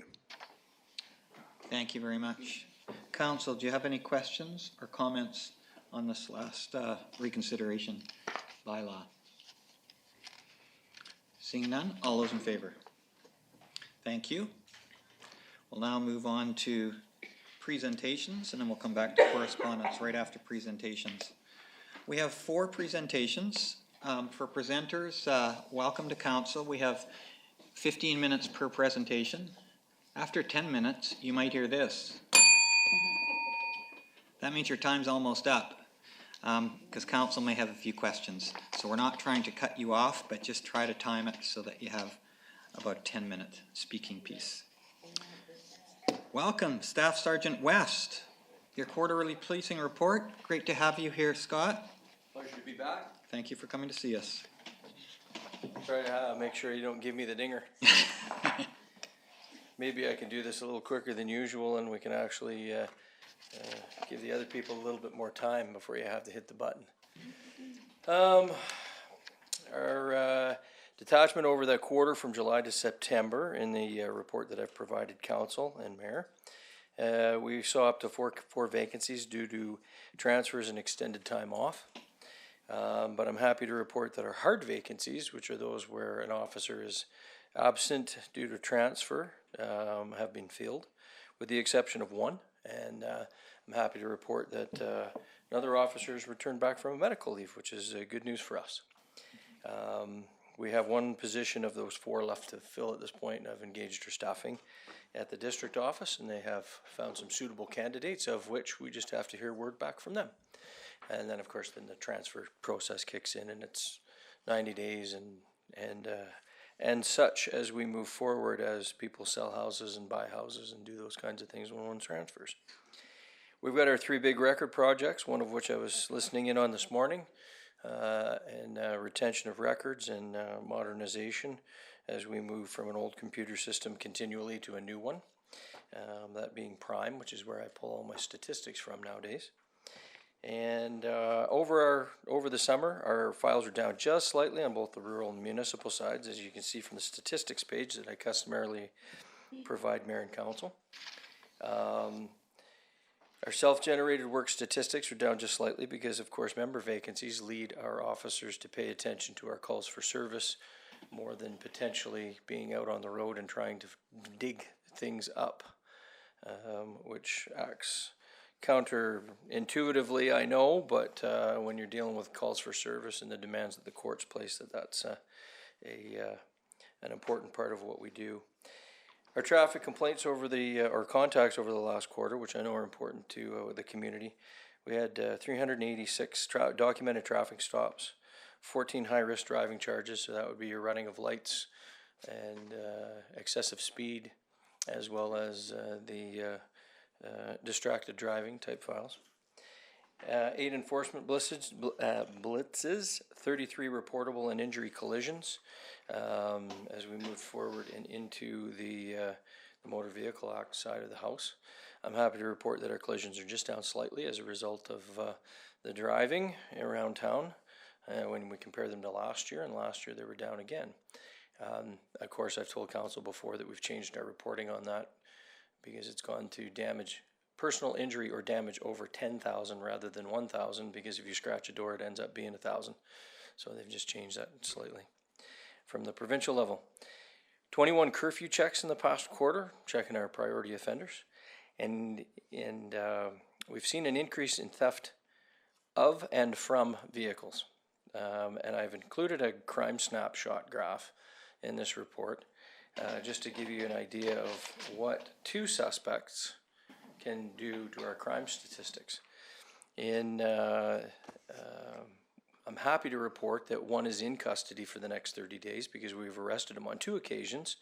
The court's releasing him on 1 occasion, the second occasion keeping him in custody. And the other particular individual has left our community to go to another province because there's a warrant for his arrest or one in the works at this point. Now, I'll skip down to that crime snapshot if Mayor and Council have that in front of them. We saw our theft from vehicles, which are our blue lines, and our theft of vehicles, which are the reddish orange ones, depending on how your printer works. Can we just go to the graph there? Just go back one page. Might be back two. There it is. There it is. And it's simmering along, increasing and decreasing at a normal rate when all of a sudden September happens. And in September, the theft from vehicles skyrocketed and the theft of vehicles went up quite markedly in my world. And we see that in the first 10 days of October, we'd expect to see those be at least 1/3 if it was a continuing trend. Pardon the pun, we arrested that trend. He's in jail for 30 days. Along with the other individual who's left town. So that's 10 days into October, and I'm happy to report that I did do a little check-in on the statistics, and they look like they're back to normal. But that's just 2 individuals in our community that have driven those stats sky high in the month of September. Our officers, having identified those particular individuals very quickly, and managed to, again, pardon the pun, arrest that trend. So, we notice these in other areas as well. We can notice crime spikes. It's the times when we have traveling criminals come through town. They hit a bunch of places, or they find their niche in what they're going to steal, and then they become particularly difficult to contain when you don't know who they are, or they only come through in a very short period of time and then leave. These particular individuals were known to us, and we identified them very quickly as being involved in this, which was great. Our officers did a fabulous job. The information, of course, traveling from the ground up rather than from me over to them, which was very encouraging, very proactive on their part. We continued to do our foot patrols over the summer months, 17 foot patrols in the business districts. And files of note, we have 26 child pornography files involving 4 to 5 suspects, and that's engaging our general investigation section quite heavily at this point, and that does require a little bit of explanation. Our watchdogs down in Vancouver and other places look for downloads of information. When they find those downloads of information, they open a file, and that one file could be a picture. So this is 26 instances of them opening a file, which has led us to hone in on 4 to 5 suspects within our jurisdiction. These files are quite substantially involved when we look at search warrants, production orders, and being able to identify an IP address and those types of things. When you get into the technical wizardry of the internet, which I don't pretend to understand, but I have really good people that do. Thank goodness I'm blessed with that. But it does take substantial investigative time in order to bring one of these particular matters to a point where we can identify who's behind the keyboard, number one, and number two, bring it to court. And the court testimony was provided in the arson investigation with respect to the 7-Eleven arson, which occurred in our downtown, as well as some other major investigations as well. Members have been well, they've been tied up in court, to be quite honest with you, 2 and 3 at a time for weeks at a time. So that'll give you an idea of what we've been up to. Along with our police-based victim services, they've been, again, hard at it, as I say. Their demand for their services continued to be high within our service district, as well as the support that they provide to Sicamous Detachment. And they had 109 clients that they were engaged with in addition to their open files over the past 3 months, to give you an idea of the demand. So over 90 days, they saw 109 new client files. That gives you an idea of the demand for victim services within the community. And I know that council supports that initiative with police-based victim services, as does the Safe Society in town, which administers our program. I'd like to thank both of those organizations, your mayor and council, as well as the Safe Society. On the horizon for the detachment in the very short, or should I say near future, is an app. And I'll wet your whistle for a moment. You'll be able to report some types of minor crimes online. There's been some successes seen within some larger detachments, such as Kelowna, and so two detachments out of the Lower Mainland. And those those places saw anywhere up to 100 files that were reported online and were able to be logged directly into the statistics without requiring police attendance and without tying up an operator at our front counter or at our operational communication center. And it's a direction that I see policing in general heading in the future. So I've chosen for our detachment to get on the bandwagon in phase 2. Of course, working out some of the kinks in phase 1, which I didn't want to have to be part of. Now we're into phase 2, so they have some of those kinks worked out. And again, those will be minor crimes with no suspects and no witnesses. But I look to partner up with both the council, the city website, as we begin to embark on that journey, because it's going to take a substantial investment in time and effort on our parts in order to get the people of our community engaged in using that program, and when they can and when they can't, and how they do it. And that would be my report for Mayor and Council. Great, thank you. Thank you for being so concise. Appreciate that. Councillors, do you have any questions for the staff sergeant today?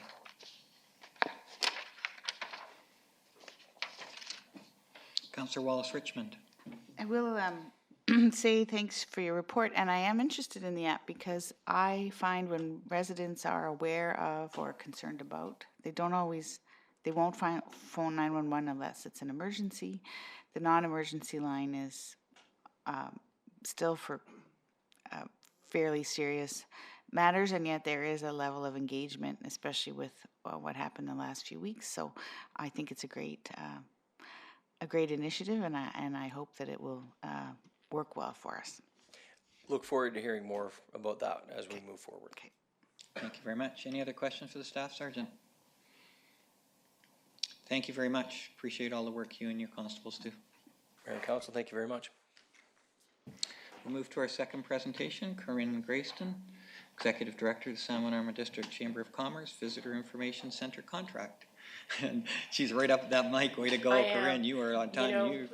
Thursday of last week, we had our official, or our all candidates forum, and I was the official timekeeper. So I'm very cognizant of time, and so I will do my best. Thank you. Your Worship, thank you very much for the opportunity to come in and speak to you in council and the community gallery about the chamber and the visitor center. So let's see if I can work this properly. I'm going to speak quickly to the chamber, and then we'll jump into the visitor center. So member statistics as of October the 15th, today we have 336 members within our organization. Throughout the course of 2019 so far, we've done a few new initiatives, and we have our established ones. Some of the new ones I'd like to share with you is that we did adopt a new chamber brand, which aligns with the Salmon Arm City, the City of Salmon Arm branding project. So we're quite excited to put that in place.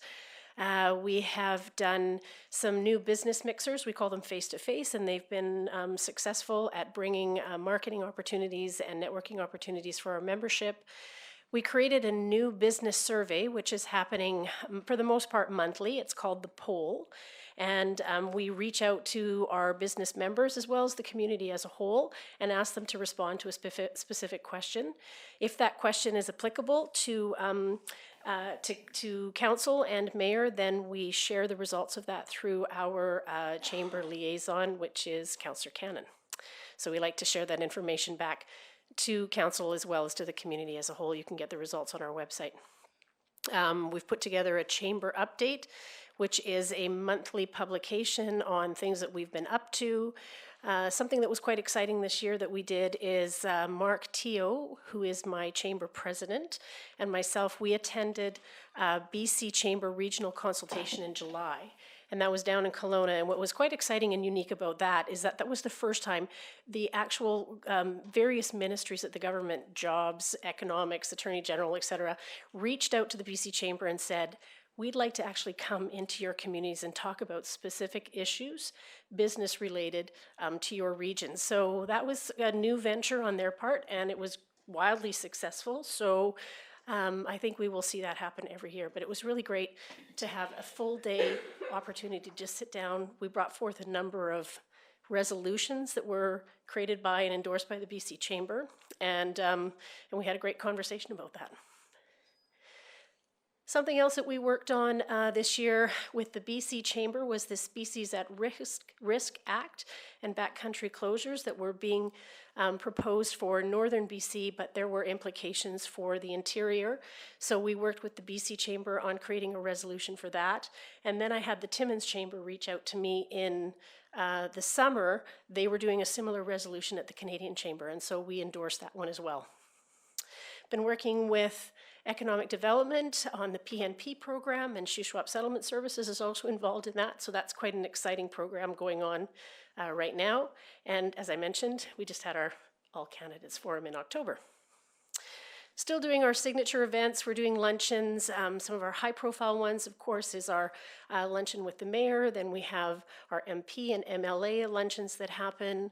We do regional meetings with the BC Chamber. I have a couple of board members who go to the BC Chamber AGM and conference, and we have our annual scholarship that happens each year.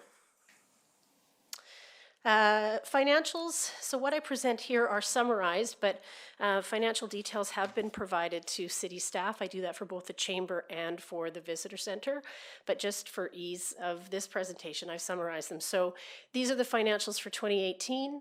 Chamber revenue 66,263. Our expenses were 66,009, so we came out in the plus $254.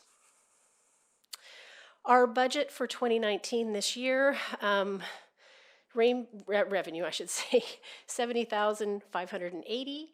Expenses 70,240. So a surplus of $340. And I would share with your worship that we do, as a not-for-profit, operate as close to a balanced budget as possible. So that's why you don't see a huge amount of revenue coming through.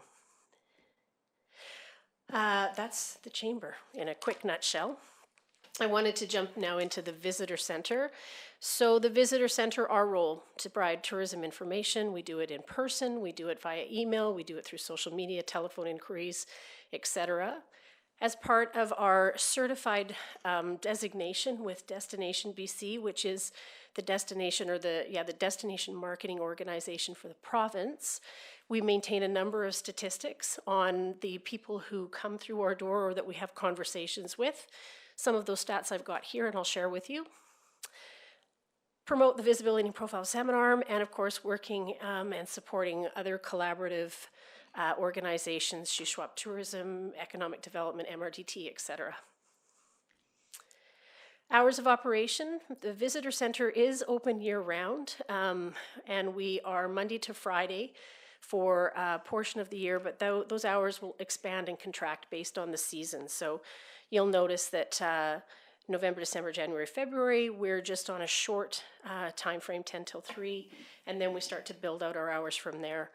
When it comes to weekend coverage, where we move to 7 days a week, we start that just around that May long weekend, and we go through to almost the end of October. Stats. I've sharing some stats with you. I know it's a lot of numbers to take into account. And looking at the first chart, that is our bricks and mortar stats. So bricks and mortar is where the visitor center is located. And then the second chart below is our mobile visitor center program, which is something relatively new that we just started in 2017. So 2019 numbers, I've only got till September of this year, till the end of September. But you can see that the numbers of individuals who are coming through our visitor center have shrunk from previous years. I'm talking with colleagues in the chamber, not in the chamber world, in the visitor center world. They're experiencing the same types of contraction as well. I think a lot of it has to do with the fact that we have suffered from forest fires and heavy smoke for the last 2 years, and the ripple effect of that is that some people are reluctant to come or to make plans, in particular Europeans as they're coming and making their plans to come overseas. We had people last year make that comment to us who were from Europe, saying it was tough for them to make that decision, and they were really, their friends were looking at the weather patterns, what was happening here, and making their decisions based on some historical data. However, mobile visitor center program, which I'd like to spend a little bit more time chatting about, has been very strong for the last couple of years. We started it in 2017, And for the purpose of just explaining what that is that mobile visitor center is when we take our staff and we go out onto the street. We go to events, or we go to downtown, we go to the wharf, we go to Haney, we go to various places where there's a fairly large and regular group of individuals, tourists and locals alike, and we engage with them and have conversations about all the great things that they can do in Salmon Arm and the region. So you can see the 2019 numbers jumped significantly, and that is specifically because we were very fortunate to receive a $10,000 grant from MRDT funds to support that mobile visitor center program. So that allowed us to hire 2 full-time staff who specifically were out every day. Plus we took one of our existing staff and had them go out to campgrounds. So we were really able to expand that program through that funding, or that source of funding. Visitor origins, just like to give you a comparative on where we are. BC continues to be our strongest visitor, and that's individuals throughout the whole province. Our locals are still very strong supporters of the visitor center. They'll come in and ask for things to do when family are coming, or if there's a special occasion. The Albertans continue to come to our area, which is terrific. We did see, as I mentioned, some slippage on the European side, other Canada, US, and Australia and Asia. We also keep information on the duration of stays, so looking at how many people stay same day, one night, etc. I will just caution you that the 2019 numbers, again, are only to September. So even though they, on the 1 night, 2 night, 3 night, it's lower, it's only reflective of 9 months throughout the year. Not that October to December is a huge month, but we will see our numbers increase from those stats. Some other things that we've worked on at the visitor center throughout the year. Destination BC, which I mentioned is the provincial marketing organization. We attend that conference in February. We're working with Shuswap Tourism. We're working with economic development through the MRDT program. We did a number of social media campaigns throughout this year. Facebook, we're very strongly posting at least 2 times a week, if not more in the summer. Instagram was more through the June, July, August timeframe when our mobile visitor center staff were out. Mobile visitor center, which I've talked about already, but you can see that we have Katie up in the corner, one of our summer students in that photo, who was on the bike going around. Those beach cruiser bikes are, they're pretty and they catch people's eye and they really like it. So she was out throughout the downtown area. We also, through the MRDT monies, were able to purchase a branded canopy tent, and so that allowed us to be much more visible at these events. Financials, so giving you the 2018 financials, and again, full financial detail has been provided to city staff, but we had, for 2018, we had a revenue of $148,624, expenses of $148,423, so we were ahead of the game by $201. For 2019, so I just want to catch up on my notes here. And just going back to that 2018 number, the 148, of that 148, 134,450 was city funding. In the 2019 budget, we're at 170,097. It's a bit of a leap, or a significant leap from where we were budget-wise last year, but this incorporates what we hope to be, or it incorporates the funding that we received from MRDT, as well as we had Canada Summer Jobs that came through for us. So that is the ding.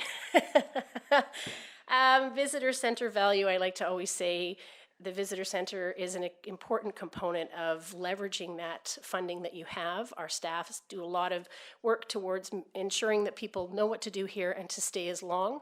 One of the big things that we do is we market Salmon Arm for relocation requests, and that we spend a lot of time talking with people, but it's successful. We have a lot of people who want to move to Salmon Arm, which is quite exciting.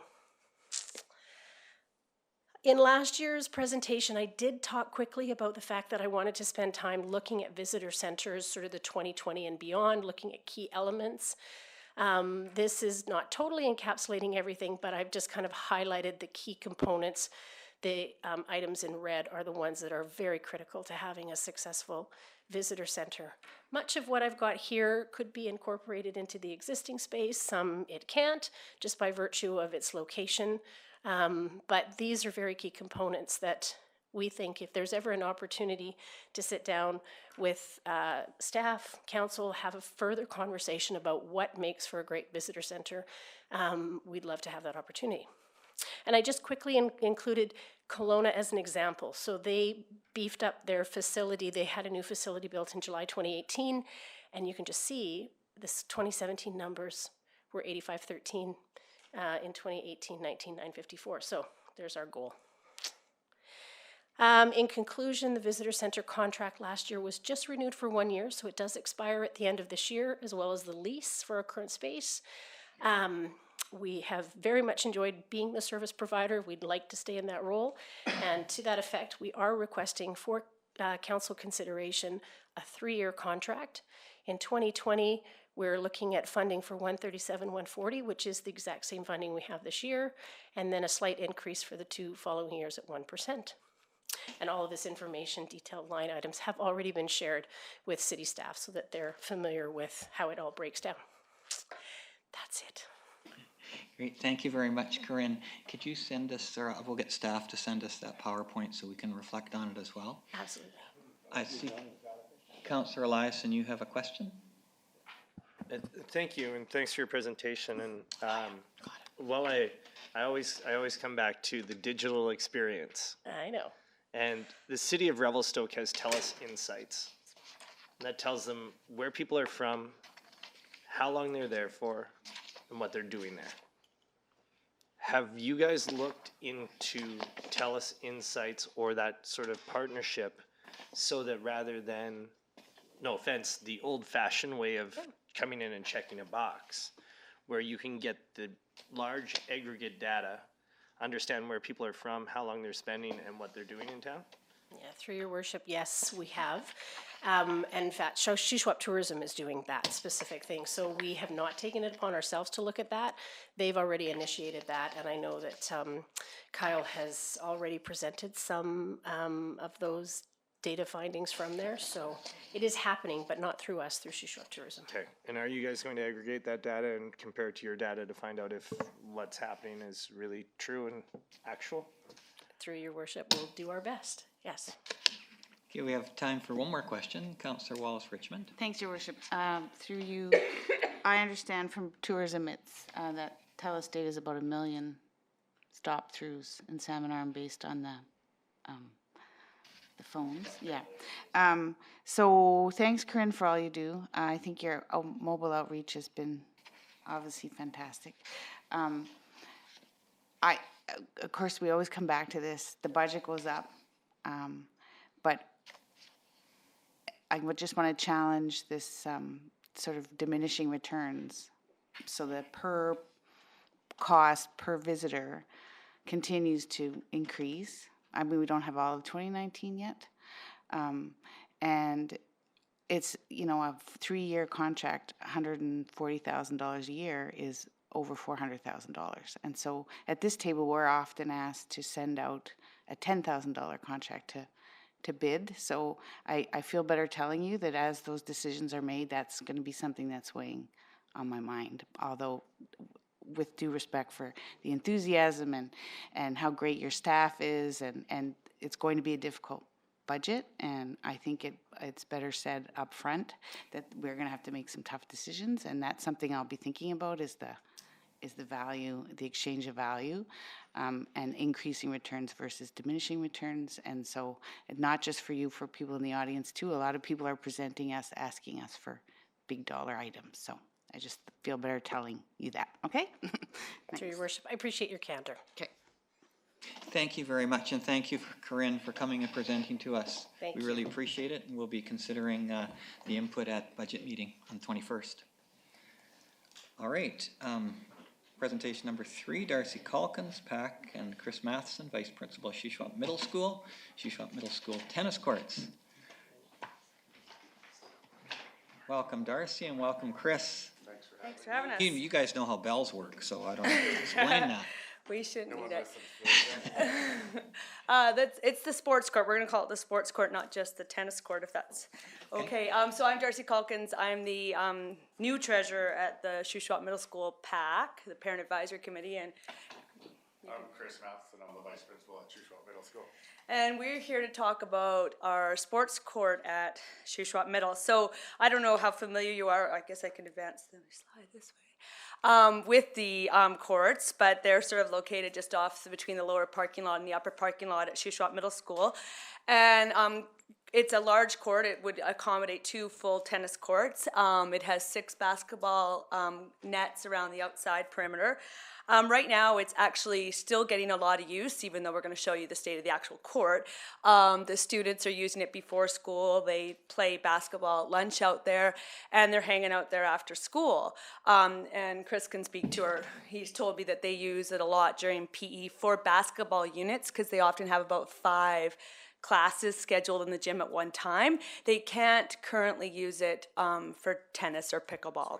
Yep. I can just quickly speak to that. Like right now, our school's growing and it's continuing. Our Barriger numbers are showing that Shuswap Middle School is going to continue to get bigger. And right now, we have about 5 PE classes in some of our units, our blocks. So it's tough. It would be great to be able to use that court for that purpose, but we understand that's the school district's job to provide that type of facility. But we also want to acknowledge how used it is by members of the community. Before school, I always see a couple people in there shooting hoops, and after school as well. So I just think it's something that if it was fixed up a bit, it would be something that would keep people more active throughout the day. Yeah, so and so it's got a big reach. It's also potential reach for the community surrounding it. It's got a lot of residents around it. It's really located to a lot of other community recreation facilities. We're right across from the Field of Dreams there. The Salmon Arm Tennis Club is there. The rec center's not far. The skating rink, the little mountain trail system. So it's a lot of rec facilities around there. This facility would be open, it's free, it's accessible for weekend, evening, summer use. So it goes beyond just the school community. And of course, we're talking grades 6, 7, and 8 attend that school. And if we can teach them the tennis and pickleball in school, then they might have the confidence to go out into the community to continue to play on their own. But right now, we don't have a facility right there accessible to do that. I think that's a really big aspect of why we're asking the city to chip in and help cover just under half of the cost, is because the health benefits of our youth learning how to do things like tennis and pickleball, which are super easy to do as someone that's out of school. It's hard for people to find activities for themselves to do. So to have that confidence to go play pickleball or go play tennis on your own without having learned it at school is not as, that's not gonna happen. So that's kind of why we're reaching out to you guys to try and keep our community as active as possible. Yeah, so that they can take that challenge on. We took some pictures of the current condition of the courts. The PAC last year started talking about the courts and going, they're not utilized. The nets aren't even up anymore because you cannot play tennis reliably. The ball doesn't bounce predictably on a court like this. So we set aside some funds to start that ball rolling to get this court repaired. So you can kind of see, you can also look at it if you drive up anytime. We then went and got a quote from a company that Chris got in contact with, who's done a lot of the courts they've done some in the school district, and they also did the Salmon Arm tennis courts, this company did.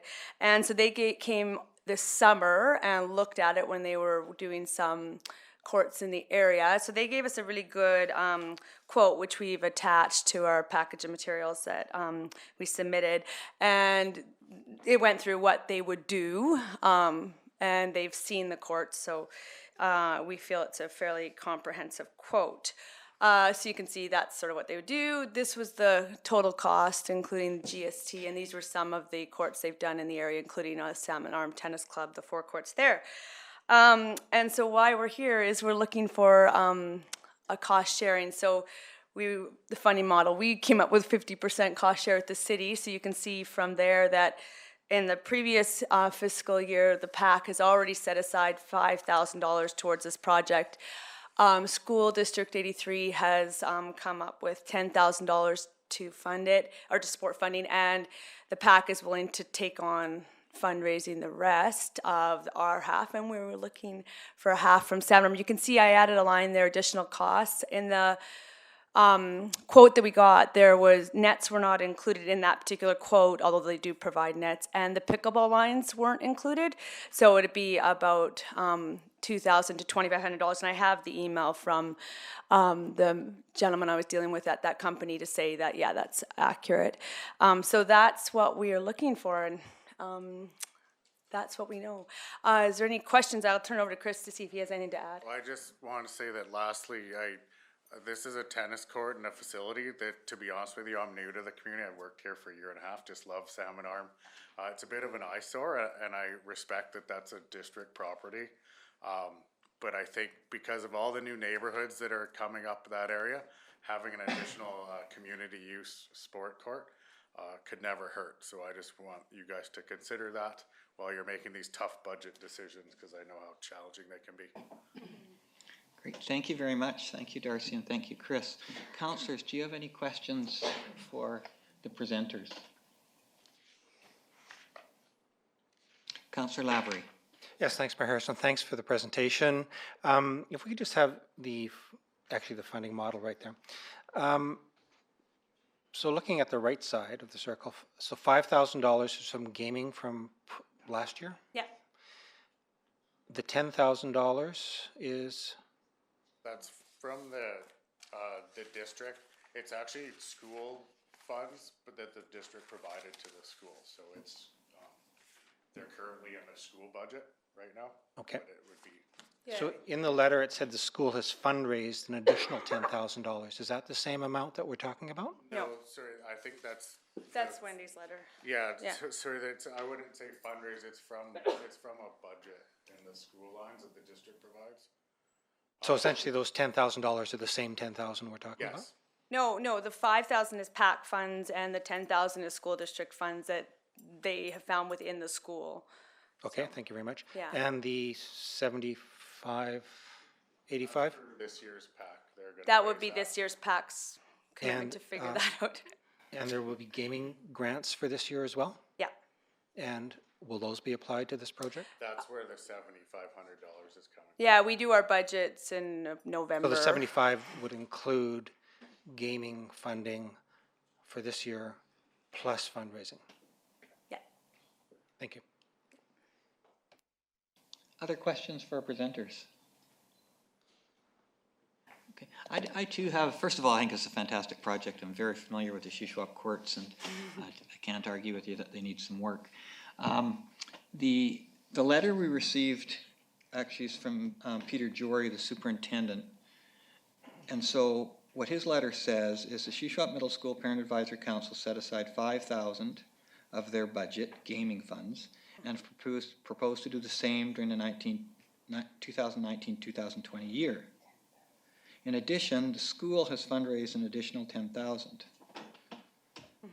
So what I'm wondering is, I'm pretty familiar with how it works at schools. And so I know when you build a playground, the school board will sometimes provide $5,000 or $10,000 for that project. And I'm wondering if that's been a discussion with school board members. So yeah, we brought this idea to the senior leadership team, and that was after their budget. Shuswap Middle School has funds that are given to the school, as you know, from the school district that they've agreed to allow us to use for this project. And I might be speaking out of turn because I wasn't involved with the principal and superintendent's conversation, but I know that fundraising is probably an incorrect word there. It's an allocation of funds it's currently the school funds, but it was from the district, if that. Right, yeah, I understand how that works. If, so you're asking for $20,000 from the city. If for some reason the city can only come up with 10, what would you do? we will be writing grants and doing more fundraising. Okay, I'm not suggesting it's gonna happen, because I don't know what's gonna happen, Yeah, but no, I'm just I wondering. understand that. I mean, obviously, we would really appreciate the, what we're asking for, but we get that there's a lot of people asking you for money. So we would gladly accept anything that you guys could offer. It would just hold off. Our gaming grants, correct me if I'm wrong, are about $12,000 a year, and they provide a lot of funding for outside of curricular activities for our schools. So for us to take $5,000 every year to get there, it would just prolong the process. But we would still, it wouldn't be a goal that we're going to give up on. It's something we really believe on, and we think it would be beneficial to the city as well. But so anything you guys can give us would be helpful. Okay, And that appreciate partnership makes it feel more community. For sure. A well-rounded, not just a school project, school-based project. Understand. Councillor Flynn. You asked my question. Thank you. Okay. Is there any other questions for our speakers? Councillor Wallace Richmond. Thanks, Your Worship, and thanks for the presentation. Are you planning on applying in any other funding streams, like the Community Foundation, or? Yeah, we would. Okay. Yeah. All right. Yeah. Okay, thank you. Is there anything else you wanted to add before you go? Nope. No, just appreciate your time for hearing us. Thank you, Darcy, and thank you, Chris. Appreciate it. Okay. Our fourth presentation, Norma Harris, R.J. Haney Heritage Village and Museum Budget Request. Welcome to you all. I see Susan and Debbie's there as well. Please come forward. Look at that.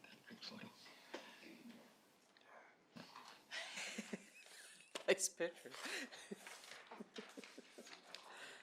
That's a good one. So, Your Worship, thank you for allowing us to come and speak to you today. We have just completed a very busy season at Haney Heritage Village and Museum, and we still have our popular Spooktacular event to run this coming weekend. We expect usually about 1,100 people to show up for that event.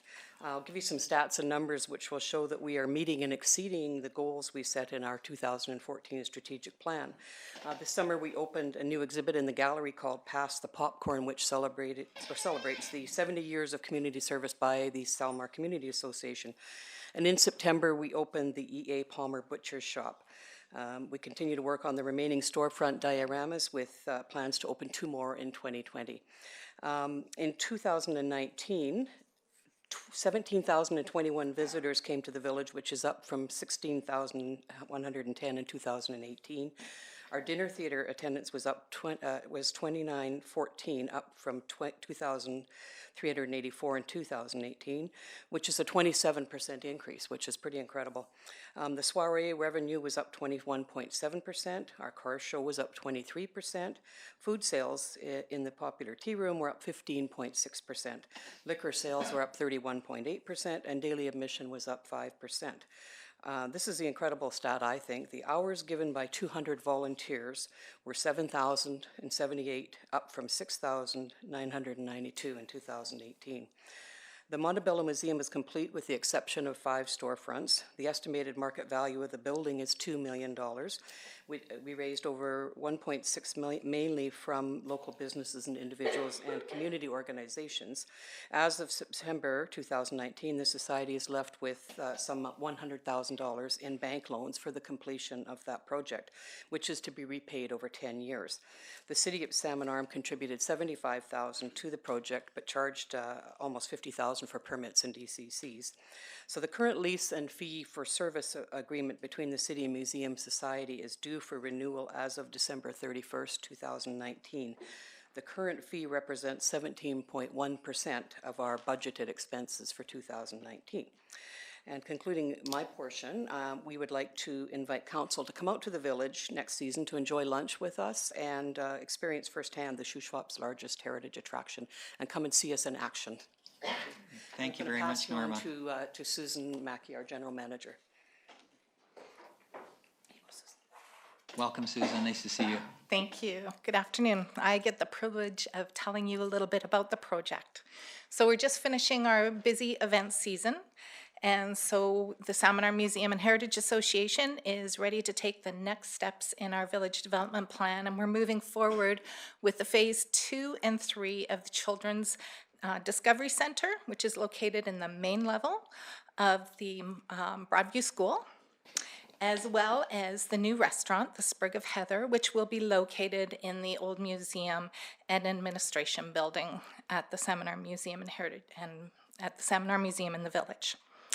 So R.J. Haney Heritage Village engaged in public consultation and discussion in the planning process of the Children's Discovery Center at the museum. We've identified key elements in the life and the region, such as the water, so as a central theme, the two primary cultures of the region, so the Shuswaps, First People, and the early colonial settlers. And also we have identified the outdoor elements at the village as an opportunity to showcase the history of the land and the cultures of the region.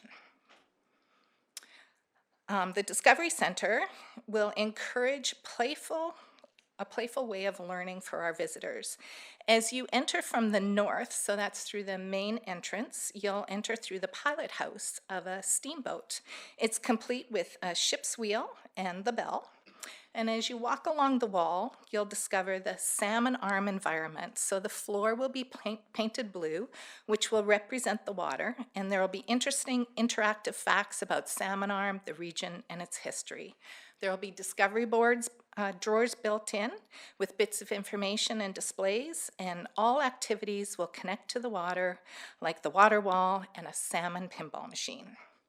Leading from the activity center, you'll go into a corner which will have discovery drawers. So if you can imagine a table sitting there and children being able to interact with the 21 drawers, being able to open them up. There might be something to look at in each drawer, something to take out and set at the table, puzzles to put together, and pictures. They can also sit up on the windowsill and they'll be able to view the forest through binoculars. If you want to enter through the south side, you'd be entering through a carved canoe. And located beside the canoe would be the story circle. So it'll be a miniature version of the Shuswap First Nations winter home. Along the wall will be a log building counter. There will be a telescope so that you can view the village's main street. There will be more activity drawers, 15 in total.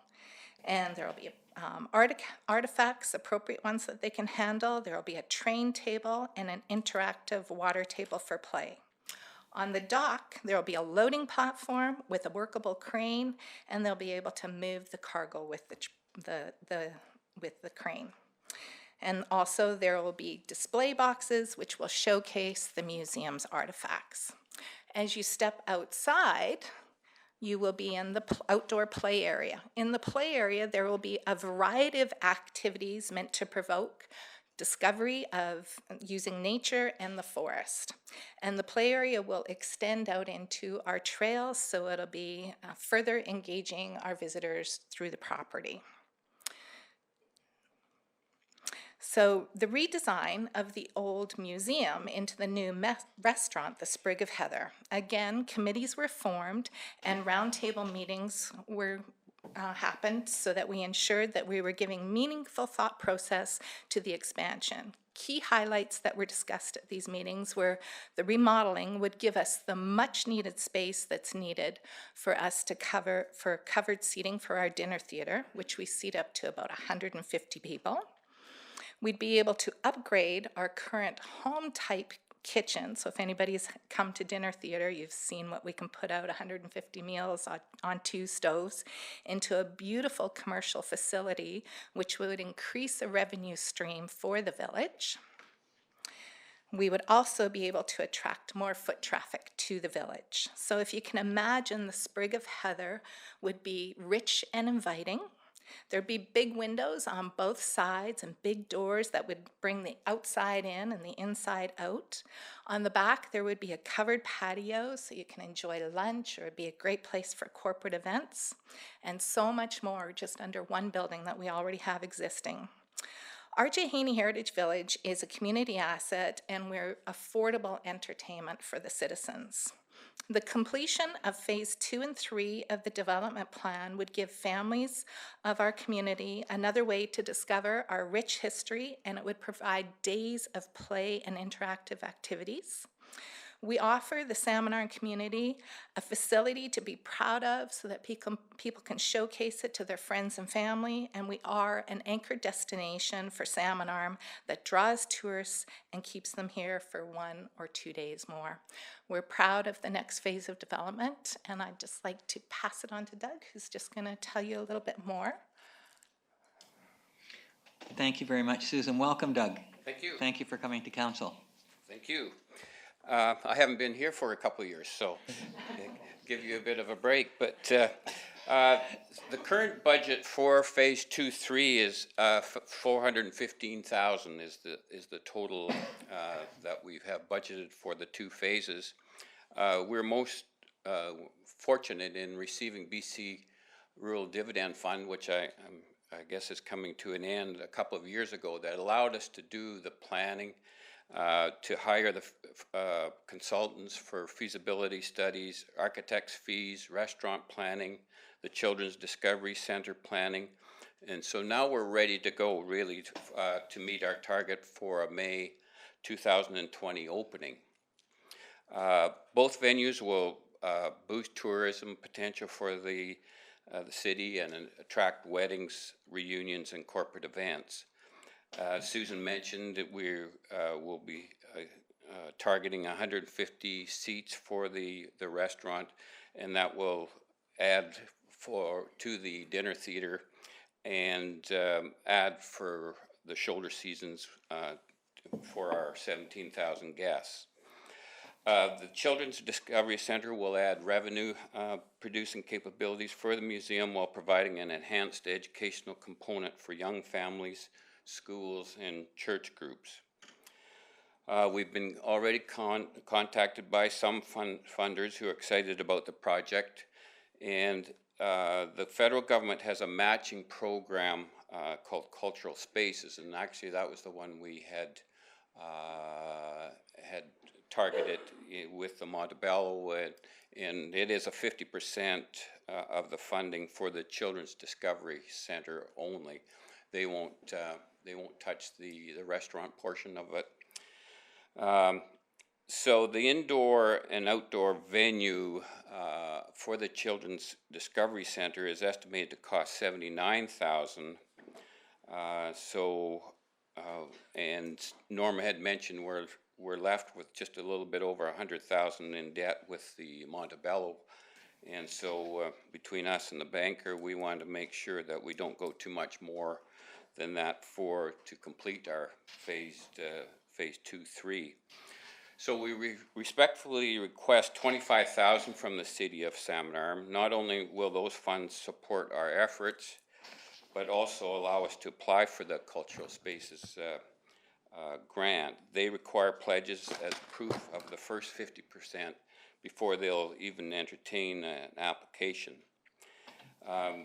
They will also insist on a 10-year lease, which we have gone through before. Our lease is coming to an end at the end of December of this year, but typically we've gone with a 5 and 5 renewal. So, but I think the Cultural Services put that in place just to make sure they're not funding something and then we walk from the lease or get booted out of our lease. So yeah, that kind of concludes our presentation, but I'd invite any questions we may have for the 2 projects. Thank you very much, Doug. Right on 9 minutes. And, Susan and Norma, really appreciate that. I'll open it up to questions from councillors. Councillors, do you have questions for any of the presenters? Councillor Flynn. Just wondering, you talked about shoulder season and you talked about a tourism attraction, and it's a new attraction in a sense. Have you gone to MRDT? We haven't. We've been in discussions with them. We unfortunately missed their presentation, but we haven't been in in touch with them. I understand their budget is more for on the marketing side rather than the capital side. Okay. Thank you. Any other questions? Councillor Wallace Richmond. Thanks, Your Worship. Would it be Haney's intention to fundraise elsewhere as well? Like the community foundation or Rotary? Oh, that sort of yes. thing? Okay. I mean, there's a big gap. There's the 410,000. We're asking for 25,000. Yes, so we're already in applying for various sources, but I guess we want to get the ball rolling with the cultural services, and also I guess we feel it's fair that the city support a project this size, because I think it is your museum as well, not ours, but yeah, so it would get us rolling with that, so that we can meet our goal to complete. Thank you. Thank you. Any other questions from council? Seeing none, sure appreciate all of the work that the employees on the board does out at Taney. I was out there quite a few times this summer, and it's just such a wonderful facility you have there. And 7,000 volunteer hours, that's impressive. Yeah. So thank you very much. Appreciate your presentation, and we will consider this information at budget on the 21st. Okay, thanks very much. Thank you.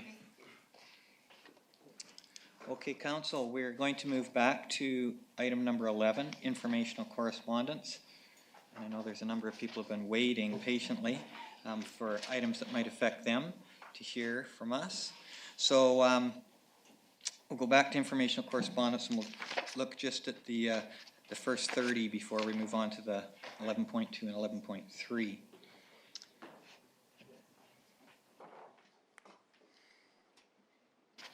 Please press your buttons if you'd like to speak to any of the items.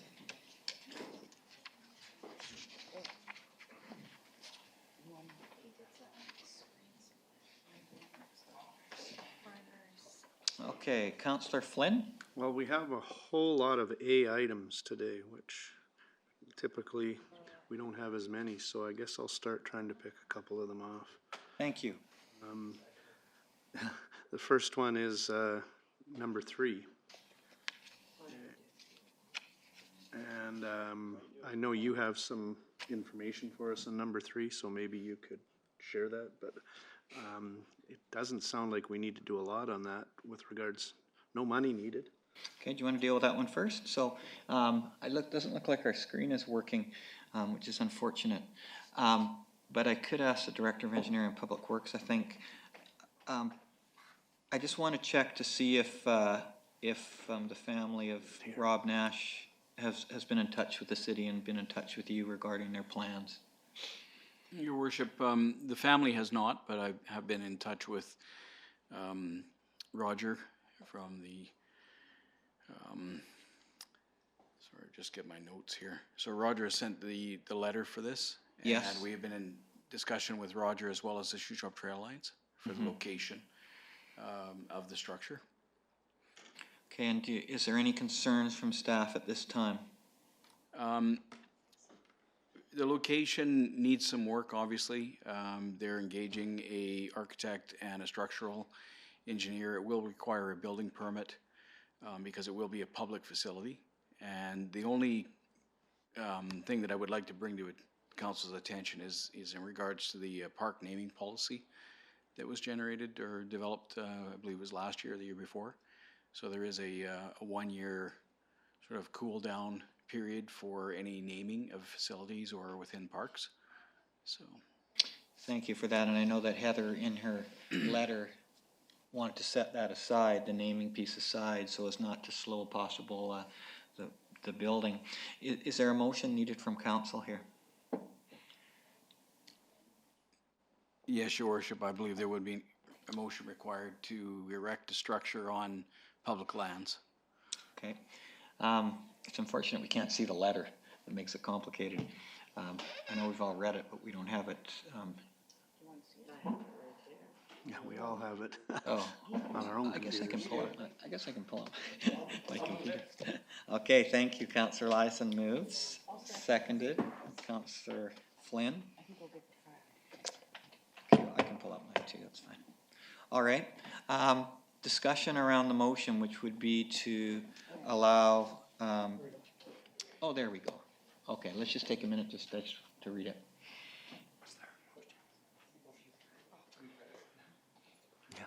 Motion to direct staff to work with, I don't know how you want. Okay, so direct staff to work with Roger Parento and the friends and family of Rob Nash.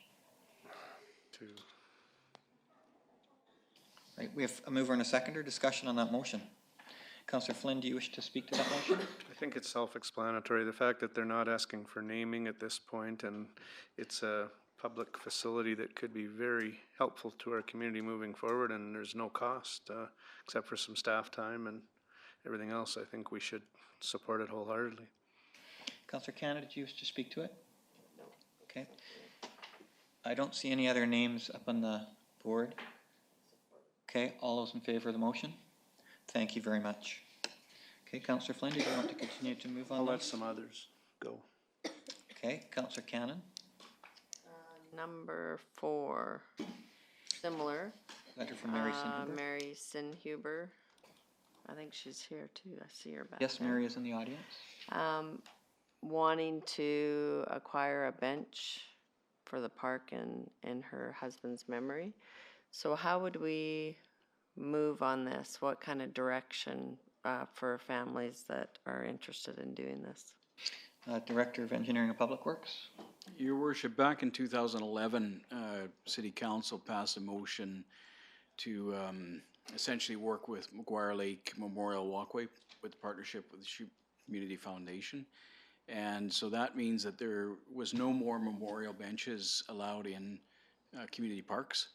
And one of the reasons for that was that the parks were getting filled with benches as well as vandalism to the park benches. So typically when we get response or a request for a bench, we refer them to the Shoup Community Foundation for the McGuire Lake Memorial Walkway.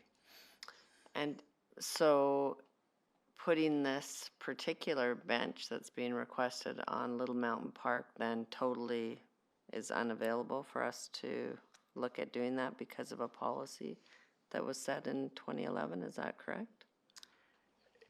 I'm not sure if it was a policy. It was a motion that was made to stop putting benches in parks, and any memorialization was to go on the memorial walkway. I know that we have made exception to that with the Burge bench at over in Raven. It looks like the bench here that's requested is in Little Mountain Park. I personally, I think there's a need for some benches in that park. So I'll listen to what the rest of council thinks. It would be up to council which direction they wish to move here. So I would be willing to make a motion that we work with Mary Sinhuber on where this, and staff of where this could possibly go. And oh, I see her hand's up there, but the other question or the other comment I would make is that I guess the expense of putting it in the family would pay for putting in the bench.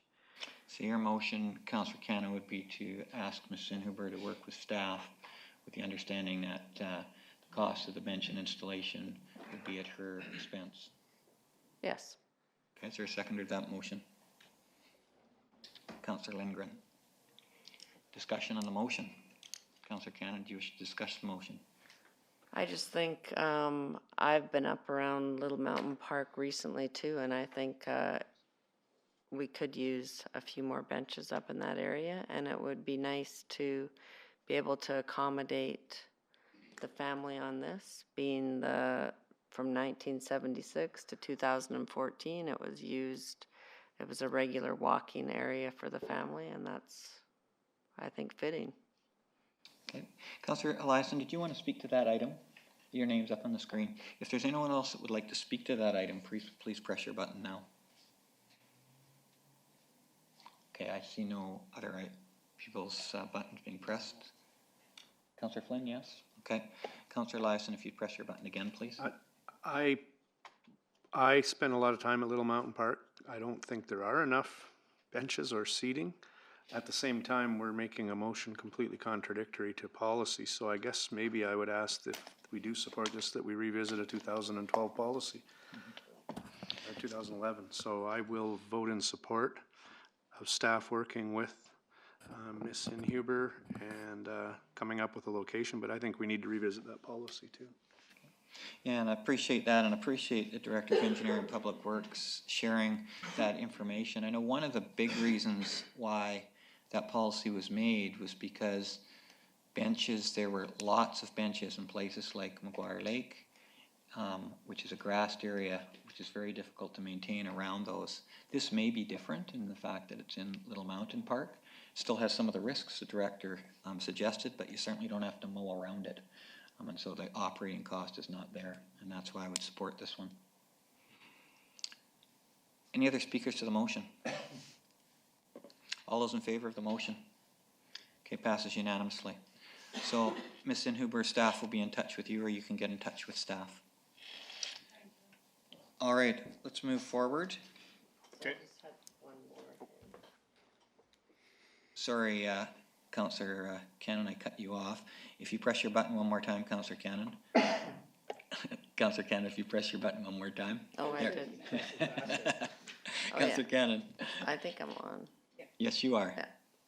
So number 8, it's in regards to cell coverage in the industrial park. And in the letter it says over the last several months the signal has deteriorated substantially. I guess I was just wanting to ask staff, have we had any other businesses out there have the same concerns? Not sure who would answer that. Maybe Director of Development Services? Your Worship, I have not heard any formal concerns from businesses out there, but I have heard from residences in the southeast quadrant that the coverage is not all that great, and that's probably one of the reasons why Rogers wants to post a 60-meter high tower near the cemetery. Oh, okay.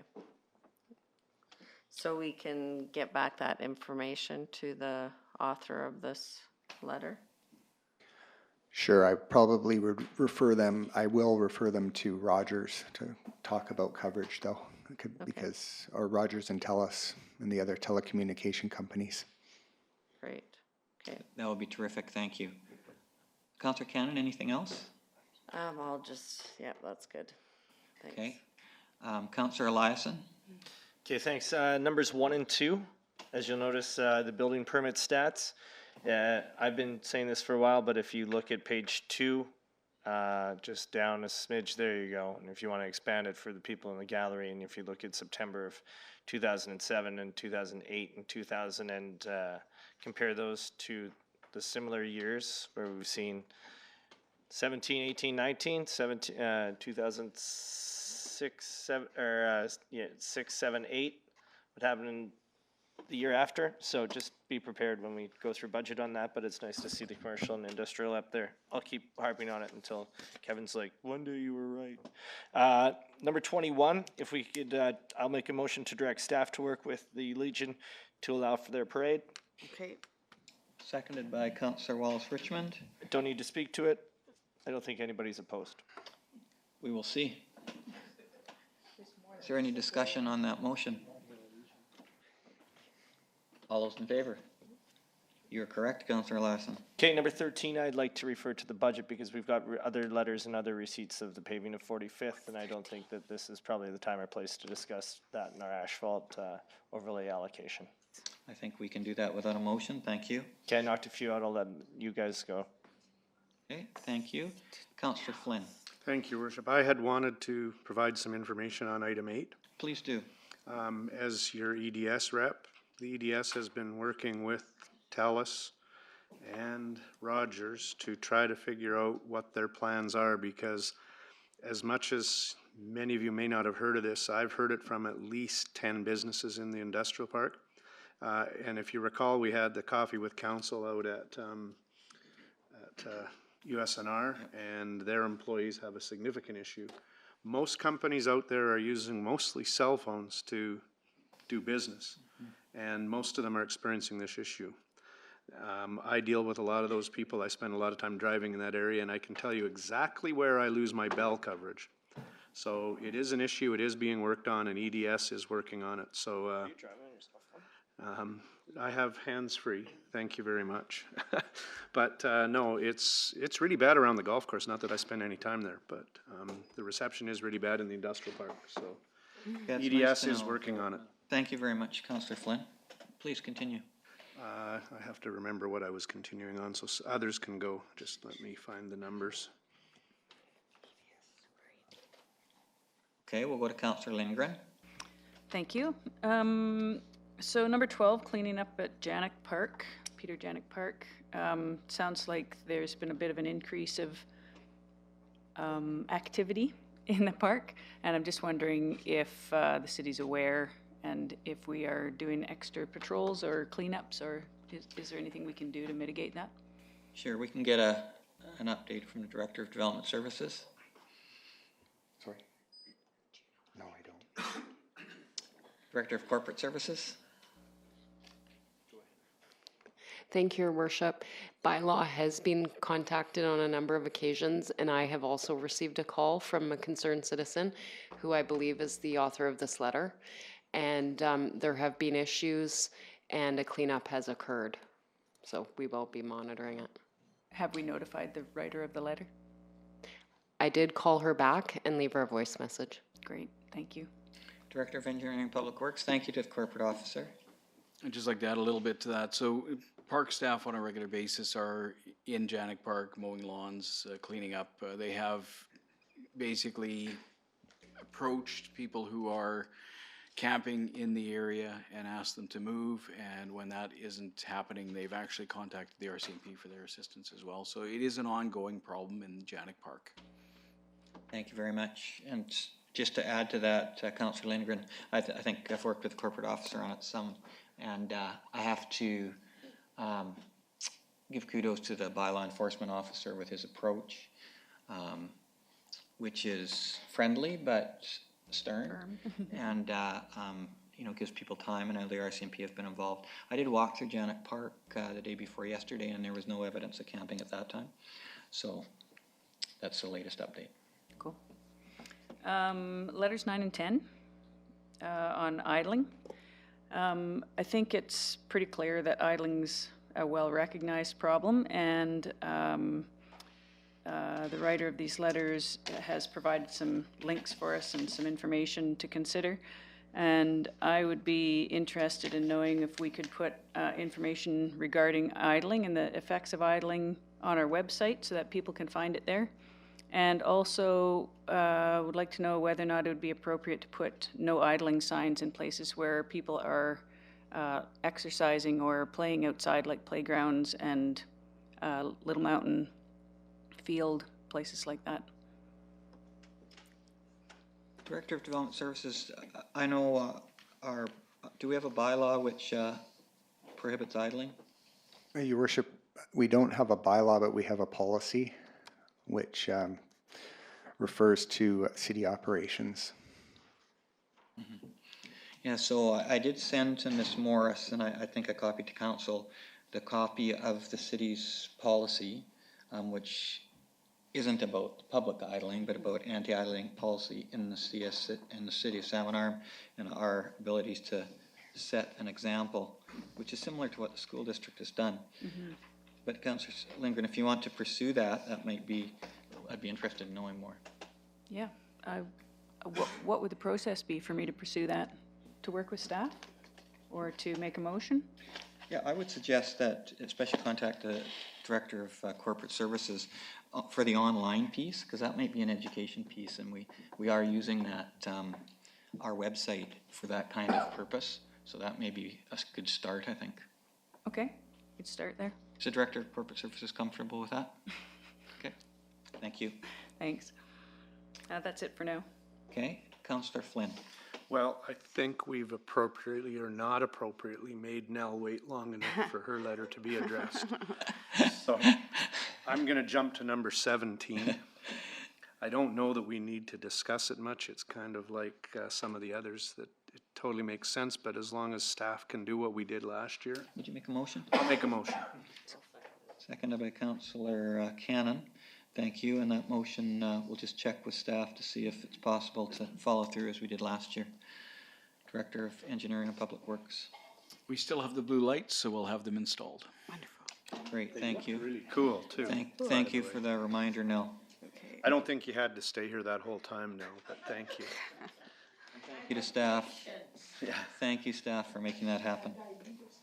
Your worship, if we could clarify if that's just for this year or for every year as requested in the letter. Is the motion for this year? My motion would be for every year. If we have the blue lights and it's representative of Diabetes Month and Can you put a number of your time on it? Because okay, till this council's term is up. Right. Okay, three-year agreement. Because then Nell could come back in 3 years. All right. Is the seconder of that motion comfortable with that? Yeah. All right, all those in favor of the motion? Thank you. All right, Councillor Flynn, are you continuing? I am. I just got to get back down to the number again. Sorry. There's so many this time, and I don't have my. Can I skip to Councillor Lavery? Yeah, go ahead. Councillor Lavery. Yes, thank you, Mayor Harrison. Thank you, Councillor Flynn. In the interest of letting people move on with their lives as well, number 27, letter from Serena Keener, and I can't, is that Serena, is that you back there? Yes. Okay, thank you. Sometimes it's hard to see, and I'll just speak to that. So it's we've had applications in the past for co-applying for, especially interior health funding for food security. I think it's fair to say that there was a reluctance at the time based on the capacity of the proposed partnership. I think things have really changed a lot now in terms of having Serena and Food Action here. It's both a little bit premature and and a desperate timeline as well. During the budget process, I have a motion called Let's Grow Salmon Arm. That was a notice of motion I gave in August about setting ourselves up, looking for a food and urban ag plan as part of, at the latest, the next OCP review, and to start putting some money aside. The amount of money, and that's coming to us in a couple of weeks, coming to us in 1 week. The amount of money proposed is actually a little bit less than the amount of money available through this grant process. So I'm through you, Your Worship, to staff, have we got any details at this stage of that process? Is it $50 what's involved? Your Worship, honestly, I don't have any details on this. We've been focusing on climate action grants and looking at those in detail right now. And I fully recognize that. Your Worship, if it's fine with this table, I would talk with Serena a little bit, try to see where the landscape was in terms of both these initiatives. I fully recognize some of the capacity issues in it's not last minute deadline application, but it is last minute deadline application for our timeline as well. If this table was comfortable with that, I would talk to Serena and see if we can come back with a recommendation, given, though, the sense of the capacity of staff right now. Thank you, Councillor Lavery. Appreciate you doing that. Do you have other items, Councillor Lavery, that you'd like to speak to? Is that a head nodding? Is it okay to proceed with that? Is that? A couple others, I'll be really quickly. Number 19, it's a letter from Barry Wilson regarding UBCM. And I actually don't know how to respond to this. Barry's asked for a response about a particular initiative that he refers to here. This came amidst the hurly-burly of motions on the floor about dealing with climate change, calling for various motions, calling for charging fossil fuel companies for expenses, legal action. The one that Barry is referring to here is one that came out of the north in Fort St. John. It was and again, I'm trying to be as nonpartisan as I can here. It was a type of motion was all the whereases were very specific about supporting extraction of oil and gas, and the motion itself was kind of contradictory to the whereases, and that was the debate at the time. I don't know how to respond to Barry at this stage, and again, I've personally contacted him and said I will discuss that with him, but it was a flurry of one of approximately 8 or 9 or 10 motions, all conflicting and generating a fair amount of heat on the table. So Barry's asking for what are we going to do as a council here? I don't think we've particularly talked about it, and I don't know what else to say. I will talk to Barry personally if that's good enough for this table. Yeah, I think so, Councillor Lavery, and of course, with the input that we receive on questions like that, I think a number of us do respond individually, and I think I encourage councillors who wish to do that. Thank you very much. And the last one I have, in the interest of time, is number 14, which is a letter regarding climate change and what are other local governments doing. I really encourage people to send this information in. The reality is some of the things in terms of the certification on the climate action reporting that Kelowna, as the author says, Kelowna's doing this. We actually did this year as well. So I think we can respond to that. Perhaps it can be a letter referred to the EAC just for their information. But to the general public, to the students here, there are a number of actions that are going on climate change. And maybe it's a function of communicating more what we're doing here at this stage. The letter, I think, missed some of the things we're already doing. And that's it for me now. Thank you. Thank you, Councillor Lavery. And I think Kelowna had applied for an award, right? And that's why that information came out. So perhaps communication is the key there. Councillor Lindgren. Thanks. Can we do 23, 24, and 25 all at the same time in the interest of time? Just to approve the street closures for those events put on by the Downtown Salmon Arm Association. Seconded, Councillor Eliason. We'll just check with staff and see if staff is comfortable. Yes, they are. Thank you. Did you wish to speak to it, Councillor Lindgren? No. Any other councillor wish to speak to those events? They're great events in our city. Okay, all those in favor? Don't miss the treble clef opening. Okay. And then 15 and 16 are about big trucks using their jake brakes coming down Hospital Hill. When I moved here 20 odd years ago, I thought that there was some either signage or some kind of rule about jake brakes not being used there because of the hospital zone, and I don't know if what's happened with that. Does anybody know the history? It's an interesting question because I had the same one. Let's ask the Director of Engineering and Public Works. Your Worship, there are signage on the Trans-Canada Highway that notify truckers not to use their jake brakes going down Tank Hill. It's an Hang on, the Director has the floor right now, so please be polite, let everyone finish what they need to do here. Director. Thank you, Your Worship. It is an enforcement issue that is dealt with through the Ministry of Transportation and the RCMP. Okay. Where would that sign be? Because I could not find it. Yeah. Your Worship, it's on the east end of town coming in, so just past the turnoff at 97B. There's a sign there. As you come up the hill. Yeah. It's not a very big sign. Okay. Sorry, Councillor Lindgren, I will let you finish. Is that the Ministry of Transportation sign, or is that our sign? Your Worship, all of the signage along the Trans-Canada Highway is the Ministry's jurisdiction. We have no jurisdiction over the highway. Right. So is it worth just responding to these letter writers? And I'm pretty sure my in-laws would add their voices to that because they have to listen to those all day as well. Just to refer them to the Ministry of Transportation. If they wrote a letter, maybe we'd get a bigger sign in a more appropriate spot. Typically, what we've done in these cases is we've actually referred these letters to the ministry and relied on them to respond. Okay, thanks. So we'll do that this time. That's a good idea. Thank you. Councillor Lindgren, do you have any other items? One more, just 11, 13, and 18 all refer to the paving of 45th Avenue. Can somebody just fill me in on where that is and whether or not we have any plans to do that in the future or ever? Director of Engineering and Public Works. Your Worship, this is a rural road. It's a local road, but it's rural. It was discussed when Green Emeralds did their development on Upper Raven on 20th. And as the development increased there, there was some discussion about looking at the traffic counts along that road.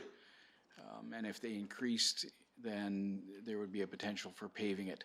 Right now, the road it does have recycled asphalt on it.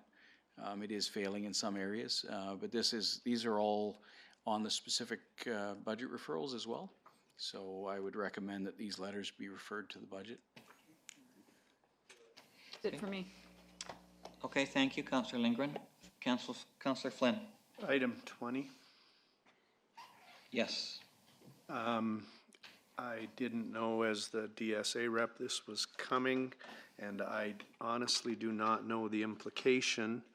But I do recall last year we got numerous pieces of correspondence about being Grinches and not having enough Halloween decoration or Christmas decorations. Downtown Salmon Arm has been working to add to the Christmas decoration supply, and they're doing it annually. So last year they ordered 16. They've ordered 16 more. They're paying all the capital costs. I'm not sure if we installed them last year or if Salmon Arm did. I have no idea what installation means, so I'm asking staff to perhaps help me understand what we're being asked to do here. Director of Engineering and Public Works. Your Worship, my understanding is that the installation is done by the Downtown Salmon Arm, but I will clarify that with Lindsay. Okay. I mean, the way I'm reading this, and as I said, I don't remember this being talked about at the board meeting. They're going to buy them, and they're asking staff to install them. So maybe you could do some research for us. Well, Your Worship, we'll confirm this. I can't remember all the details. I think with the previous decorations, the city actually installed them, but there was some remanufacturing of the brackets for the new Christmas decorations. And I know that we've done that, but I'm not sure who's actually putting them up. Okay, thank you. And I do want to thank Councillor Lindgren for bringing up the other 3 DSA initiatives. And Mayor Harrison and I were dressed up on a street corner doing traffic really well, by the way, on the treat trail. So hopefully others will be involved this year. It was fun. Oh yeah, you were there too. Not on our street though. Yeah. You guys were on there. Oh, that's right. Where's Waldo? Okay, thank you. Thank you. Councillor Wallace Richmond. Thank you, Your Worship. I have only 2. One is item 6. Yes. I am not sure why this letter is addressed to me, but I want the record to show that in no way, shape, or form do I ever intend to answer a letter denying climate change. End up.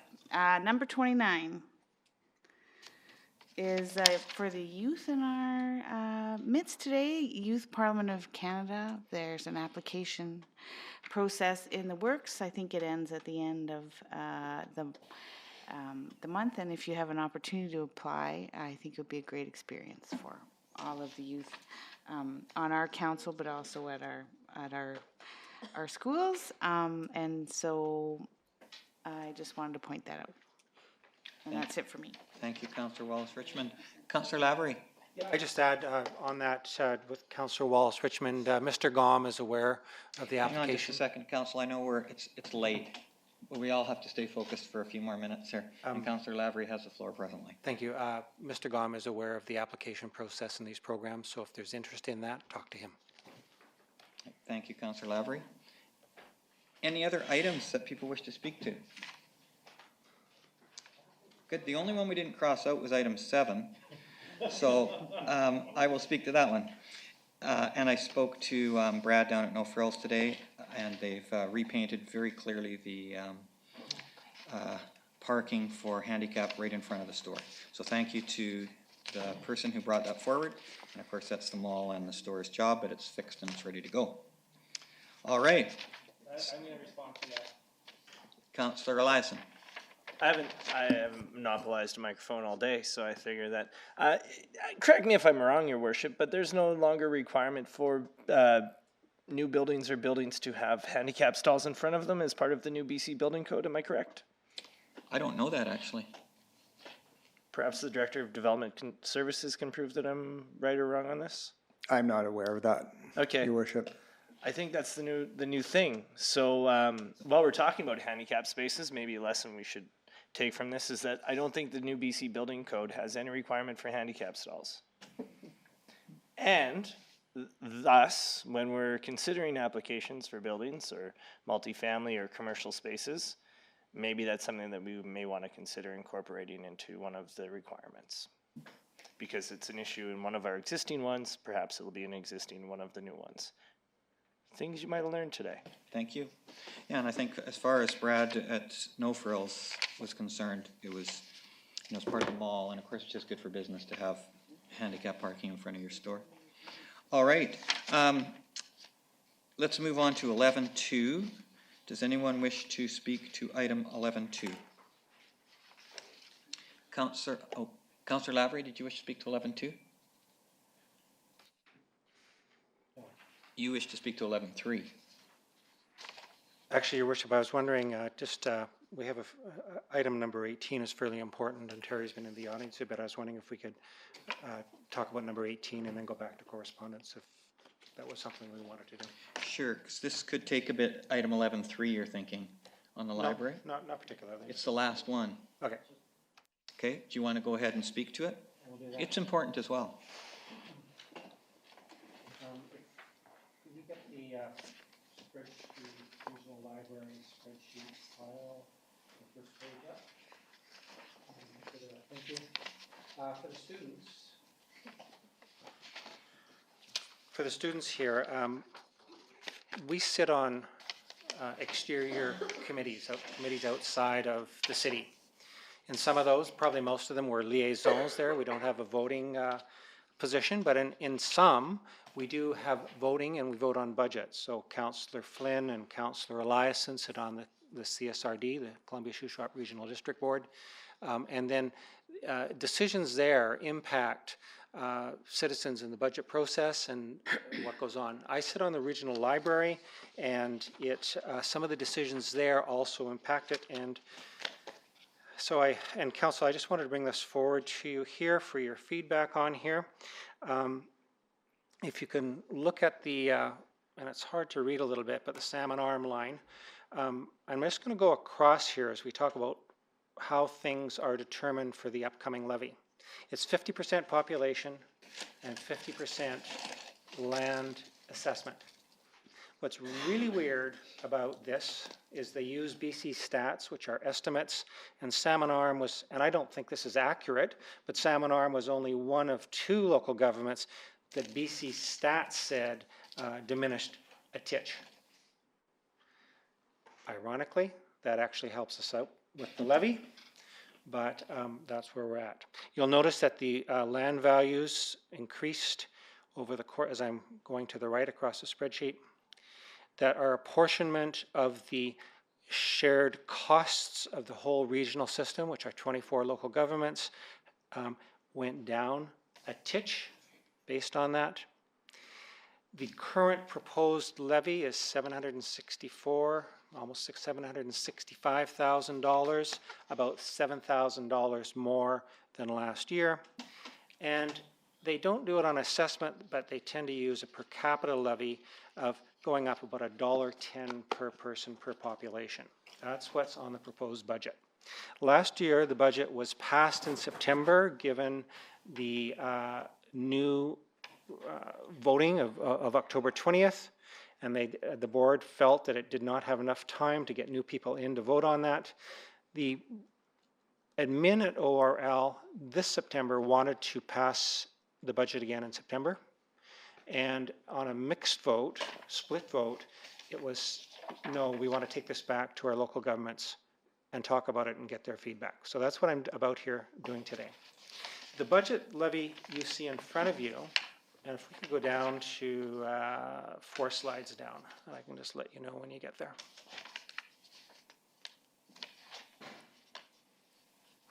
No, one up, thank you. The budget levy there, that on that spreadsheet, represents actually a 5% budget increase, 2.2% for inflation and contractual obligations, and 2.8% for some increasing capacity. And it's one of these situations where 5% budget increase sounds like a lot of money, The reality is it translates into $1.10 per capita in Salmon Arm. If we could go down one more slide. Yeah. So the proposed additions were additional funding of the 2.8% for IT devices. We know that the amount of digital access on the regional library is increased exponentially. They've put in more computers to handle this. It means that their IT budget replacements are needing juicing up. They proposed 2 new staff positions, some new STEAM kits, and a placeholder budget to sanction strategic plans. My proposal, I'd like to get feedback here. I personally think 5% is too high, and I'd like to get feedback, Your Worship, from this table to maybe aim for a 3.6% increase with phasing some of those staff positions in and phasing in the strategic plan update, all which are required, but they're a whack of money at this stage in the game. Thank you. I could expand more. Okay, first of all, open it up to questions or input from council to Councillor Lavery as he goes back to talk about this budget.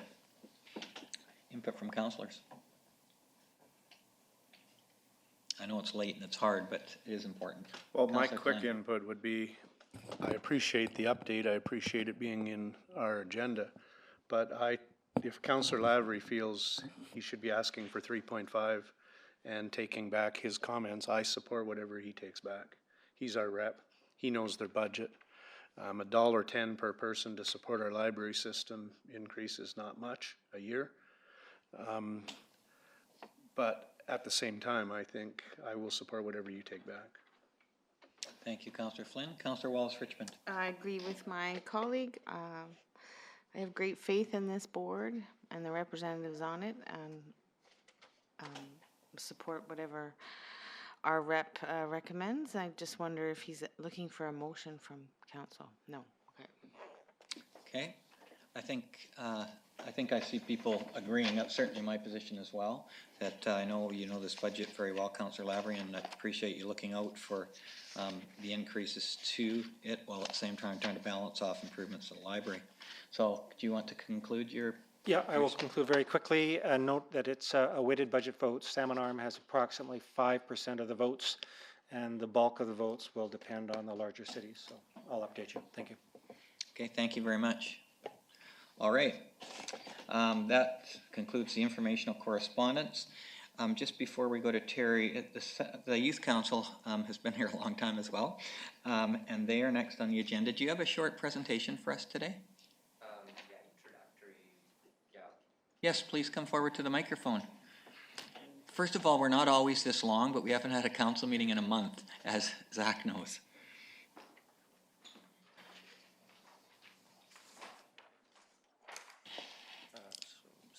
Yes, please, go ahead. Greetings, Your Worship. My name is Jack Verderman, and on behalf of myself and the Salmon Arm Youth Council, we are looking forward to working alongside the City Council to create a plan for an exceptional community in the near future. As a cooperative group of the City Council, we intend to deliver a youth's perspective for the interests and prosperity of all citizens. We have had a few meetings in the past month and have openly spoken about of a few matters that we would like to participate in. First, the Youth Council is interested in discussing and hearing about the recent cultural survey that has been released through Your Worship by Mr. Lavery. And we desire to deliver a youth perspective to this cultural survey by potentially having one of our own at the high school. As well, we are interested in participating in the budget discussion and express our opinions from the perspective of the youth regarding the matters of poverty and affordable housing and sustainable development to tackle the climate problem. I personally would like to propose the opportunity for potential tax breaks for small businesses to improve the free market in our city and hopefully attract other businesses from all over the province. We are also aware of, Your Worship, that there has been a declaration of a climate emergency by the City Council. Since some of our Youth Council members are keenly interested in finding a solution for climate change, we have decided that we shall be involved in some of the discussion regarding this topic. We are attentive towards this matter by proposing strategies such as investments towards green energy and sustainable development. On behalf of the entire Youth Council, Your Worship, I thank you for your time and look forward to discussing certain matters of our interests with you over the course of the next few months. Thank you very much, Jack, and it's great that you're a part of the Youth Council. Councillor Walsh-Richmond, do you want to comment at all about the Cultural Master Plan, which was one of the items that Jack talked about? Thanks, Your Worship, and through you to Jack, thanks for your presentation. Sorry, that was my fault. Thank you for your presentation. Indeed, the city is undergoing a cultural master planning process, and there have been various stakeholder engagement sessions. So I will work with staff to make sure that we are in touch with Mr. Gom, so you can see where that process has gone and where we can absolutely make sure that the youth's voice is considered. Thank you. Great, thank you very much. We appreciate you being a part of this. Okay, we're now on to other business. Thank you, Terry, for being so patient. Please come forward to the mic. 2019 Community Resilience Investment Program. Councillor Flynn has a conflict here, so that's why he's leaving. Sure, no problem. Good afternoon. I don't have a presentation. I was here just basically to answer questions on the information that we've already sent in regarding the suggested revisions to the 2019 application, the new 2020 CRI application, and the revisions to the Forest Enhancement Society application. So we have those three things on the table that we're needing resolutions for. So that's what we're here for today. Great, thank you. The maps that that Terry provided us, do we have those? Are those available to go onto the screen? I think they're further down. I saw them on what you sent to me.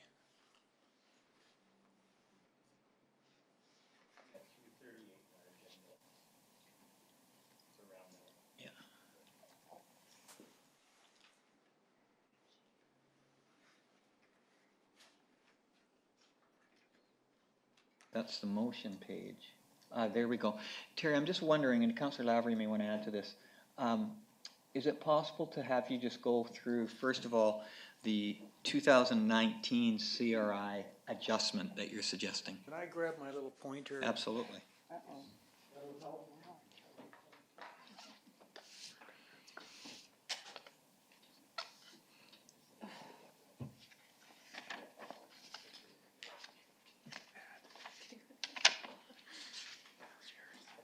So in the original 2019 application, we were going to treat a 5-hectare piece right in here. And that required upgrading of a road system and putting in a culvert or a bridge right in here. And it was going to be, the only way the math would work on that is if we were also doing all of this FES application work at the same time.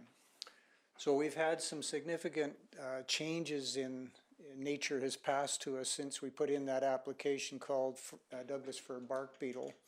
And we have quite an outbreak happening over here across East Canoe Creek down into city property here. We have beetle attack in here, we have beetle attack in here. And so in talking with Canoe Forest Products, they've asked us to consider changing the priority from over here to over here, working with them. And so we had a pretty extensive field trip, and Your Worship, you were present as yes, most thank people you. It's very probably know on that field trip. And when we stood right here discussing, at the end of the day, we could look across and see the amount of beetle attack happening over here.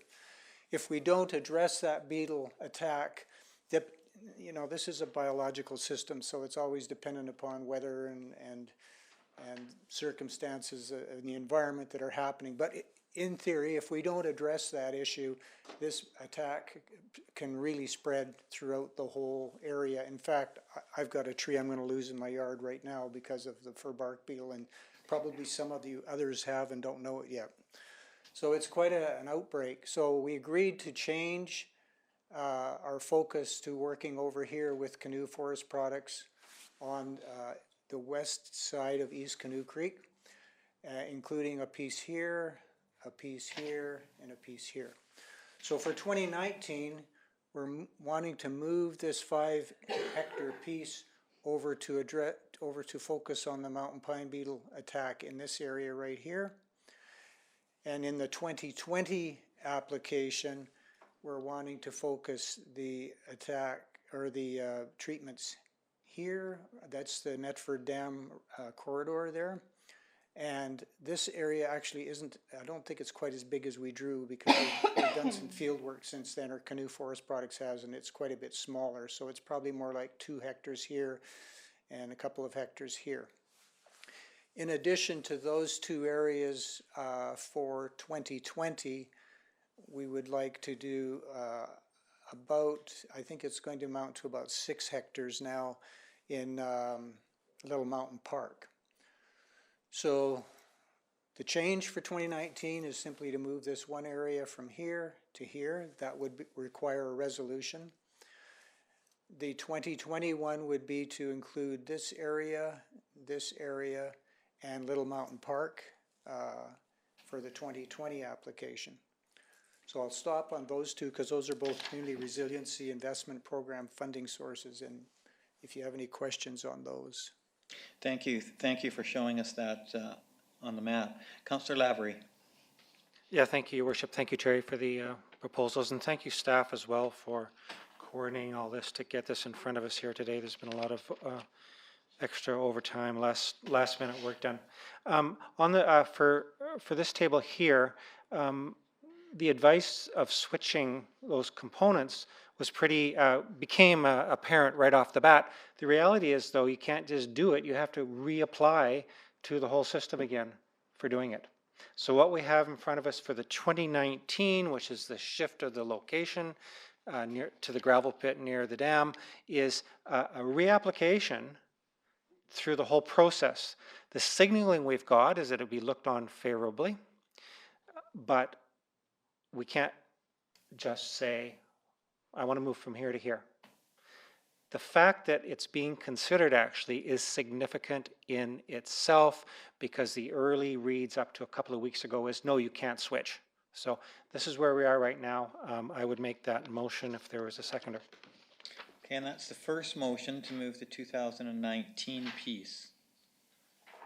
Discussion on the motion. Councillor Lavery, do you wish to speak to it? Briefly. Your Worship, well, I've learned a lot, and I think others have learned a lot as well about forestry and treatment and how to navigate the application process. At some point, and I do, we have to rely on the professional advice we're given, and this makes imminent sense to me. Thank you. Further discussion by council? So Terry, if this motion passes, have you been guaranteed by the people who have control of this grant that they will move that piece? I would say there's a very, very high probability they will, because we're well into the project already. Mm-hmm. We've already spent quite a bit of money in the project, so for them not to do that, they would be going against Forest Lands and Natural Resource Operations. They'd be going against BC Wildfire Service. They would be going against about 10 or 15 registered professional foresters that were out on that visit, so they would have a hard time not approving that. Okay. Yeah. And would it happen would the work happen this fall, or would it be in the spring? It could potentially start this fall. We could potentially do the 5-hectare piece this fall. Yeah. Okay, any other questions by council before I call the question? Okay, all's in favor of that motion? Okay, passes unanimously. So let's talk about the second piece. Moved by Councillor Eliason. Is there a seconder? Councillor Wallace-Richmond. Councillor Eliason, do you wish to speak to the motion? No, thank you. Councillor Lavery? Yes, thank you, Worship, and again, thank you, Terry, for the presentation on this. The 2020 CRI is up to $150,000 from $100,000.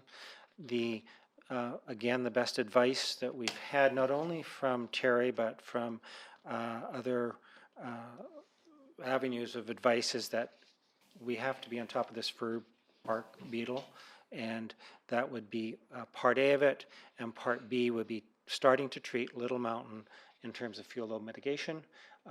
the Little Mountain part is one of our couple of top priorities, and I would support the motion. Thank you, Councillor Lavery. Terry, can we have that map back up? Sorry. The piece that, this piece right here, that piece. Can you just show me where's Canoe Creek? This one? Yeah, where's Canoe Creek? Where is which, sorry? Canoe Creek. Oh, Canoe Creek, yes. Canoe Creek is right there. That's Canoe Creek, East Canoe Creek. So that section makes me nervous because it looks like it's right in the middle of the watershed, right alongside the creek. Actually, sorry, this is Canoe Creek here, up there. On the red line. Okay, so what we are is on the uphill side of the access road to Medford Dam. This is Canoe Creek right here? Yes, that drainage is, yeah. Okay. So we would be, there's the treatment buildings there where they do the water treatment, and then there's the access road that goes out to Medford Dam. And on the uphill side of that road, there's a fair bit of beetle attack in there. So we're not proposing to do really much of anything other than take out the beetle-killed trees at this time. That's another thing I should say. In both of these, in all three of these treatment areas, we are not proposing to take out as much of the overstory canopy as we normally would because the beetles are active in there. We don't want to end up with taking too much trees out in the end because they're harvesting as well. So we're going to focus more on ground and ladder fuels and take out the dead and attacked trees in here and count on there being more mortality down the road with the beetles, so we don't want to take too much out right now. Yeah, I'm not a forester, but I am nervous about the watershed and removing trees that are close to the creek. We're not, I don't think we're in the riparian area there. We're above the riparian area. We're above the road. Okay, I'm just trying to locate. Yeah. Could you show me with your little, the little red thing again? Where's the road? So we'd have to really zoom in on that, but Your worship, the road is actually that white line there. that's the road right there. Yeah. Okay, Right there's there. the road. Yeah. So we're on the uphill side of that road. Okay, where's the creek? It's further down in the Creek valley. is down here, down and below.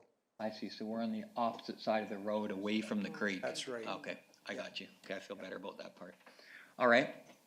And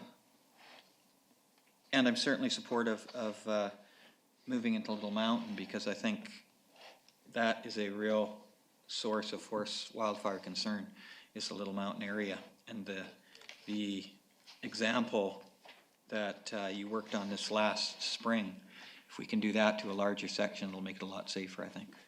Your worship, it's also very likely that the mountain pine beetle, I haven't gone in looking for it, but it's very likely that they're into Little Mountain as well. Mm-hmm. So, Okay. yeah. Councillor Not mountain pine beetle, fur bark beetle, sorry. Councillor Lindgren. Thanks. I just wondered, you said to treat the area or to do treatment. Is there something that you spray there, or is it strictly removing trees, or it's strictly? It's all okay. mechanical, yeah. Right, gotcha. I think the Canoe Creek area is an area that South Canoe School, the kids use, so I just wondered if we warn them before we do things. Thanks. There's no chemical treatment. Thank you, Councillor Lindgren. Councillor Lavery. Yes, thanks for further attempt at this, Your Worship. I probably should have mentioned it back in the 2019 one, but the Community Wildfire Prevention Plan draft has been completed, and I would certainly ask Terry we're not talking now, but in November sometime to come in and give both council and the public a public update on what the CWPP means. It's going to be a guiding document for the next number of years. It was the major expense out of the 2019 CRI funds that we got. And I guess, Terry, I would ask too, is it when we do that, for the layperson to actually indicate what this means to the person walking through that, to the non-forester. There are trade-offs that are going to be there, and I think the wider the public conversation and the public knowledge of that, of trading off wildfire protection with thinning of fuel load is something that we need to have on the table. Okay. Councillor Cannon.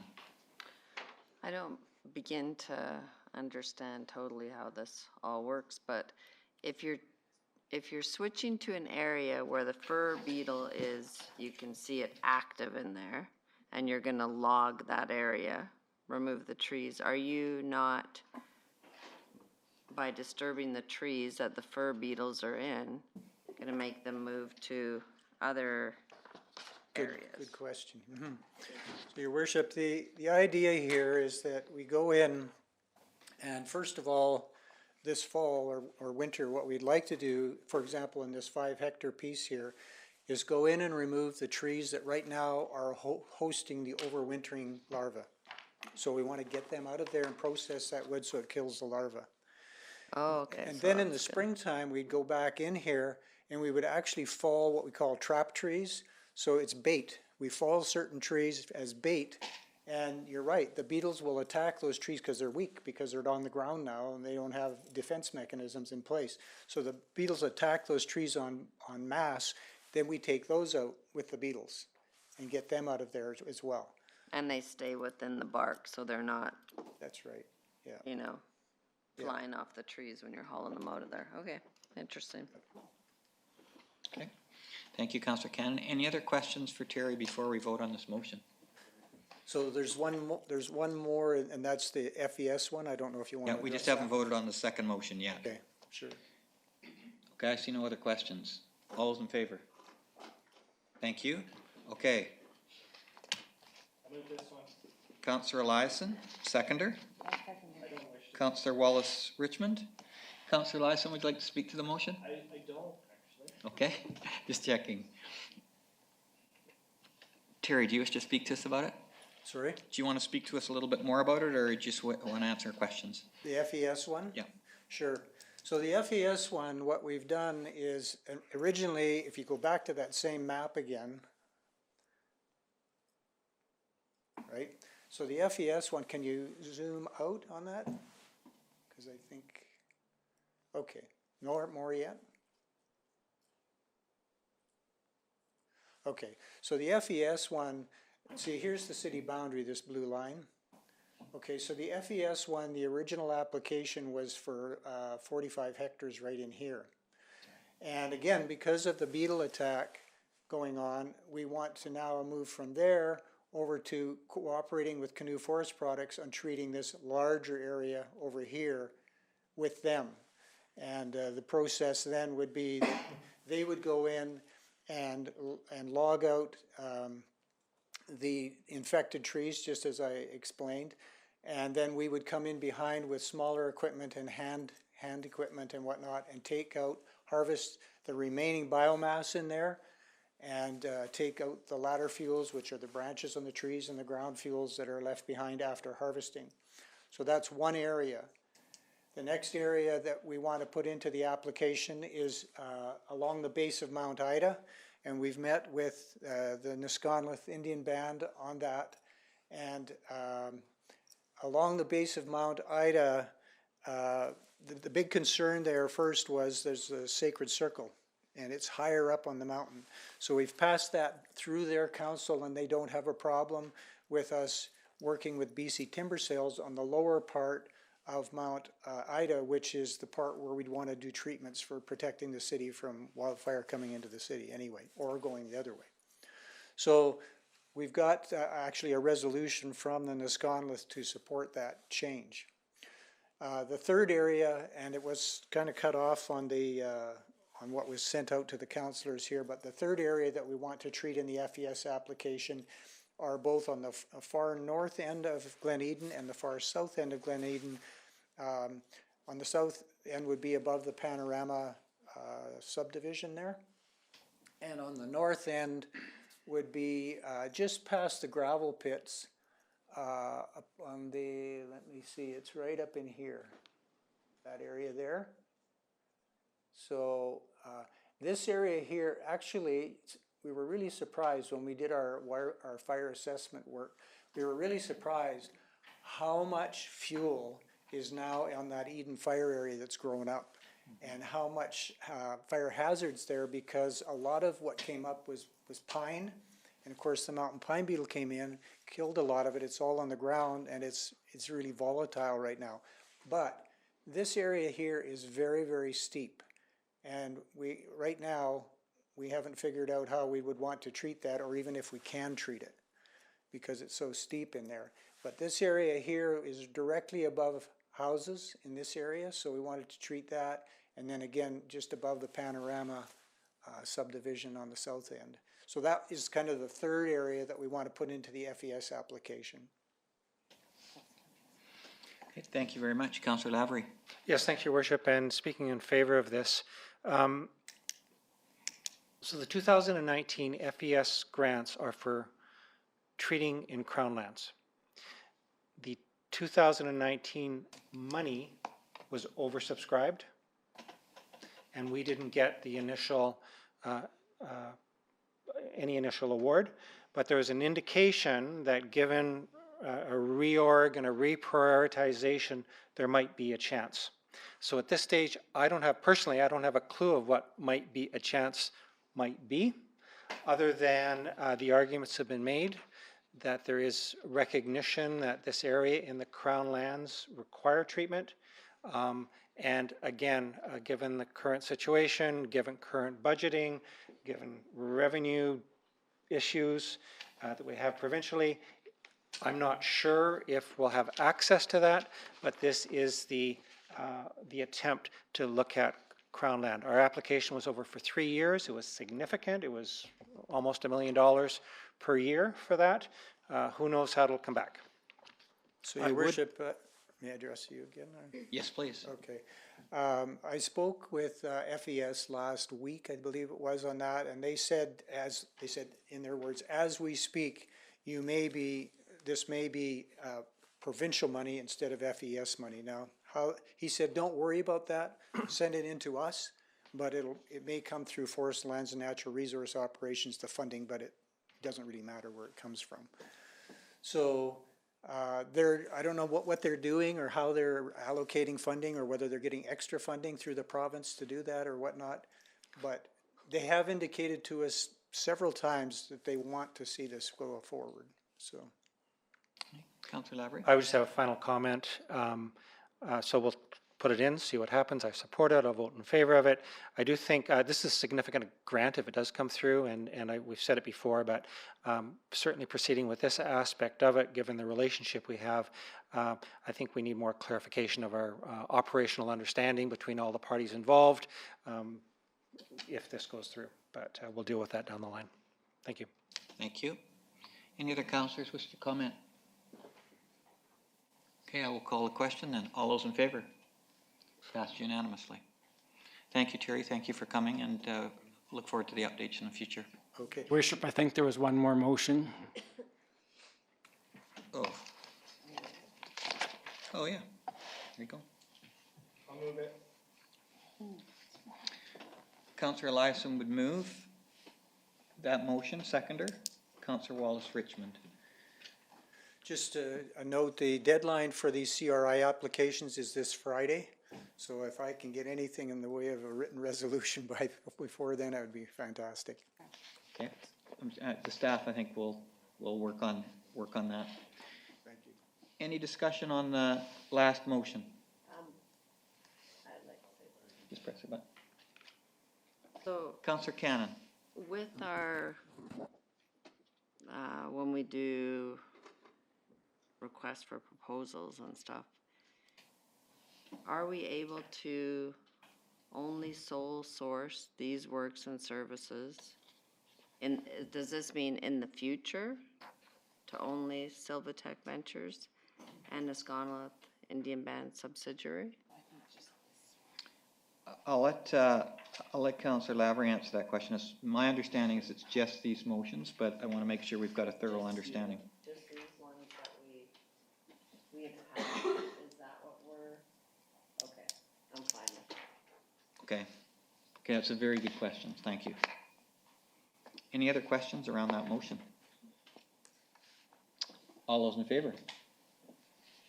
Passed unanimously. Thank you. Thank you, Terry. Okay. In the interest of time, I think we'll pass by council statements today. Please save your council statement. Any questions from anyone in the gallery? No questions? We have a motion to adjourn. Oh, no, we don't. We're going to recess until this evening. Thank you very much. I think supper's ready. Thank you for your patience. That was, when you miss a meeting, that's what happens. Yeah, that was very fun. For a little sugar low, hey?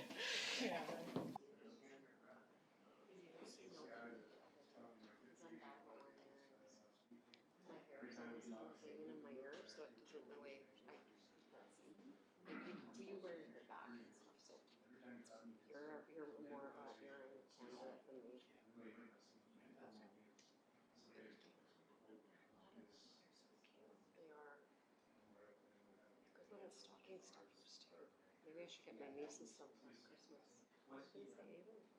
Yeah, I bet even my nieces would like them. Yeah, I think that's a good idea, actually, now that we're talking about it. I was gonna disconnect myself off of there. Oh, because it's just easy. Turkish towels. You know, towels are called. Oh my God, I can't believe. You turned all the screens on. I'd like to reconvene this regular council meeting of October the 15th. We're on to the hearing section. Is there any disclosure of interest from councillors on either of the items that we're looking at this evening? Okay, hearing none. Our first item is Development Variance Permit Application Number VP 501, followed by Development Permit Application Number VP 502. So I'll just read a opening statement. I'd like to open up the hearings for VP 501 and 502. Following the reading of the motion, I'll request the Director of Development Services to explain the development. I'll then ask 3 times for submissions from the gallery, giving the opportunity for the applicant and the public to speak. Council will also have the opportunity to ask questions. Once this is complete, I'll close the hearing and council will vote on the motion. First item is number 501, Presh and Nerdoff, 46th Avenue Southeast, fire hydrant requirement. I'd ask the Director of Development Services, please, to explain the proposal. Thank you, Worship. This is a development variance permit application number 501 for the property located at 5501 46th Avenue Southeast. The owner and the applicant is Andreas Presch and Wolfgang Neudorf. And back in May of this year, a building permit application for a 600 square meter addition to the Talius business triggered our subdivision and development servicing bylaw, which in turn placed a requirement for the owner to install 2 fire hydrants, one along 46th Avenue and one along Otto Road. And after that, the applicant and owner and agent decided to apply for a variance. They are willing to install 1 fire hydrant on 46th Avenue in accordance with the bylaw, and they're asking for council to waive the fire hydrant on Otto Road. We looked at this last planning and development meeting in detail. For some reason, the screen's not working. I don't know. Can you all see what's on the agenda? Yes, we have a written version of Okay. it. So I'm looking at page 340 in the agenda. And the motion is there. There's some background information. There's maps of the property. Appendix number, not 7. One of the maps in particular shows, yeah, map map appendix 6, page 353, shows the existing fire hydrants in yellow with yellow circles around them, and the 2 red dots are where the fire hydrants are required according to the bylaw. Mr. Newdorf is here, and he has written a couple of letters, which are also included in the agenda. And he wanted to talk about the grade along Auto Road, which is shown on Appendix 7, the contour map. Those are 1 meter interval contours. It's about a 50% slope rising up from the edge of Auto Road. It's quite the embankment. There's no question about that.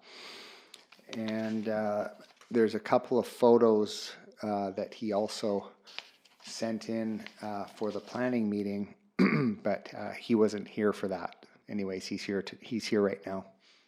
Great, thank you very much. Mr. Newdorf, would you like to come forward and speak to us about your application?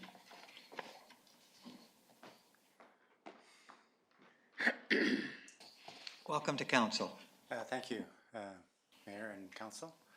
My name is Wolfgang Newdorf. I live at 2281 24th Avenue Northeast in Salmon Arm.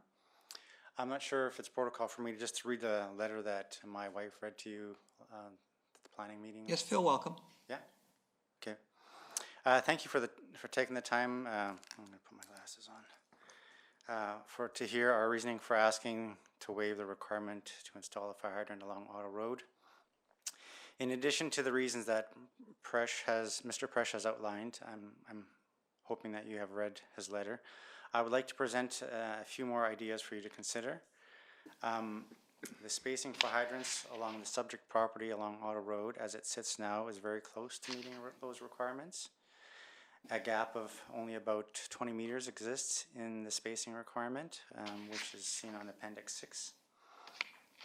And so adding an additional hydrant will add very little value to reducing the city's liability.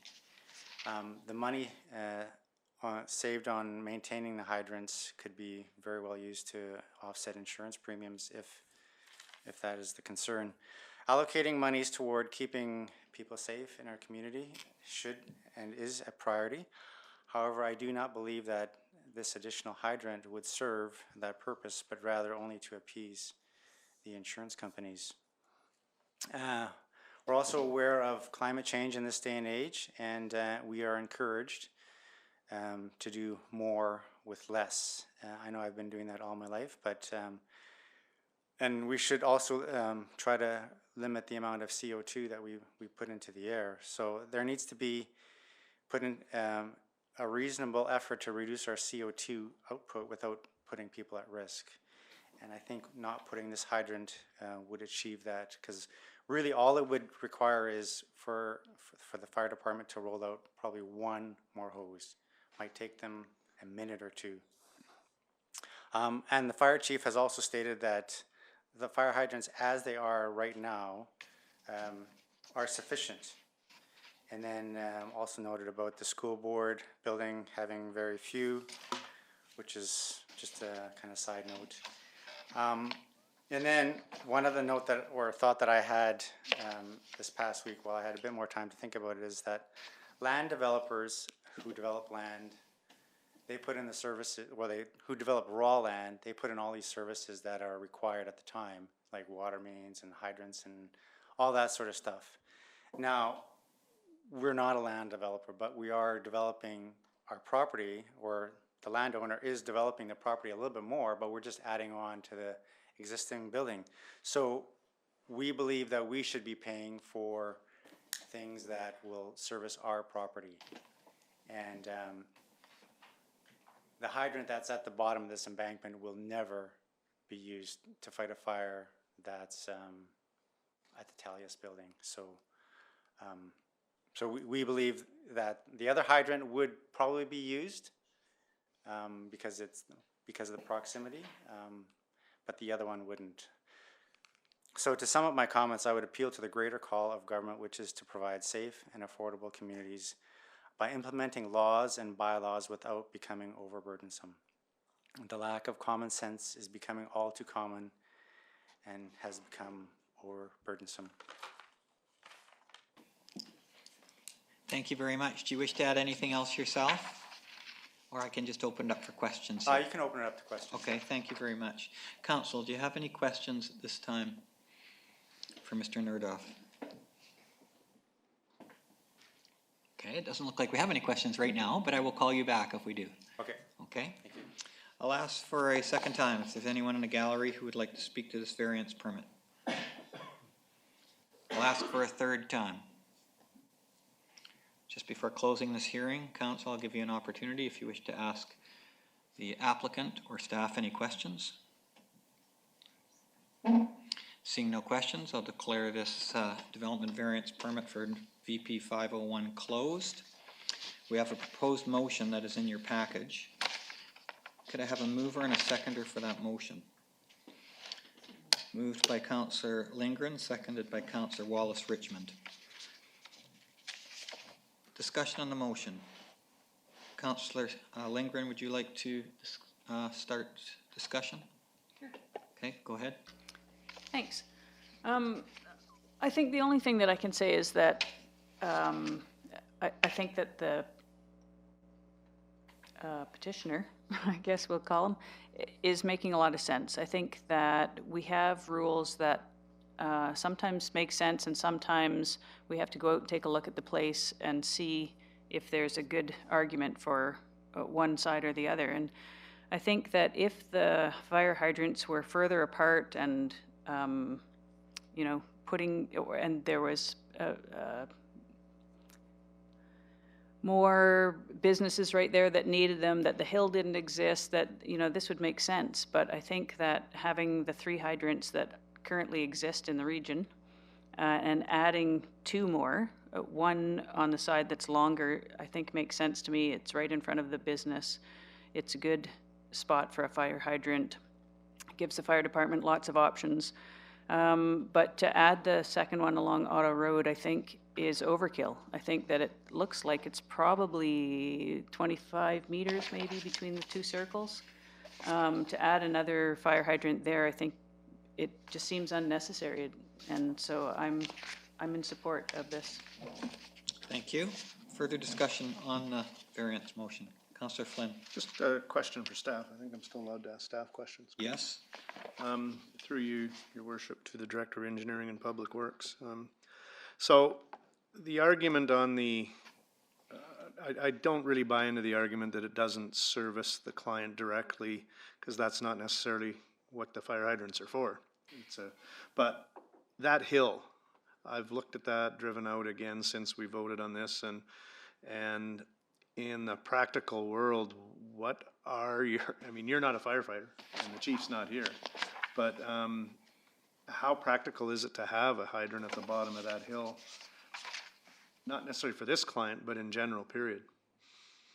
Your Worship, the fire hydrant could be installed there. There's not a question. It would just, we've done hydrant installations in all different various locations. But if you look at map Appendix 6, you'll see that the radiuses of the hydrants, if that hydrant does get installed on Auto Road, it'll benefit the adjacent property across the street.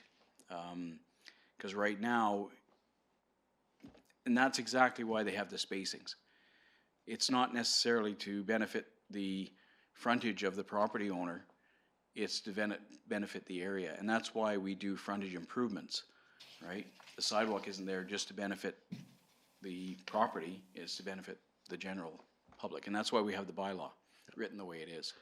And just to be clear, the bylaw is written based on fire underwriter guidelines, not based on insurance companies or anything else.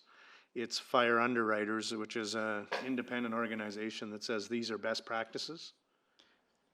Through Your Worship, yes, that's correct. The Fire Underwriters Survey provides recommendations, and staff have also done surveys for other communities, and the majority of them have the same standards within their bylaws. Okay, thanks. I'll reserve comments till I hear. Councillor Flynn? Further questions or comments from council? Okay. Councillor Lavery? Yes, thanks, Mayor Harrison.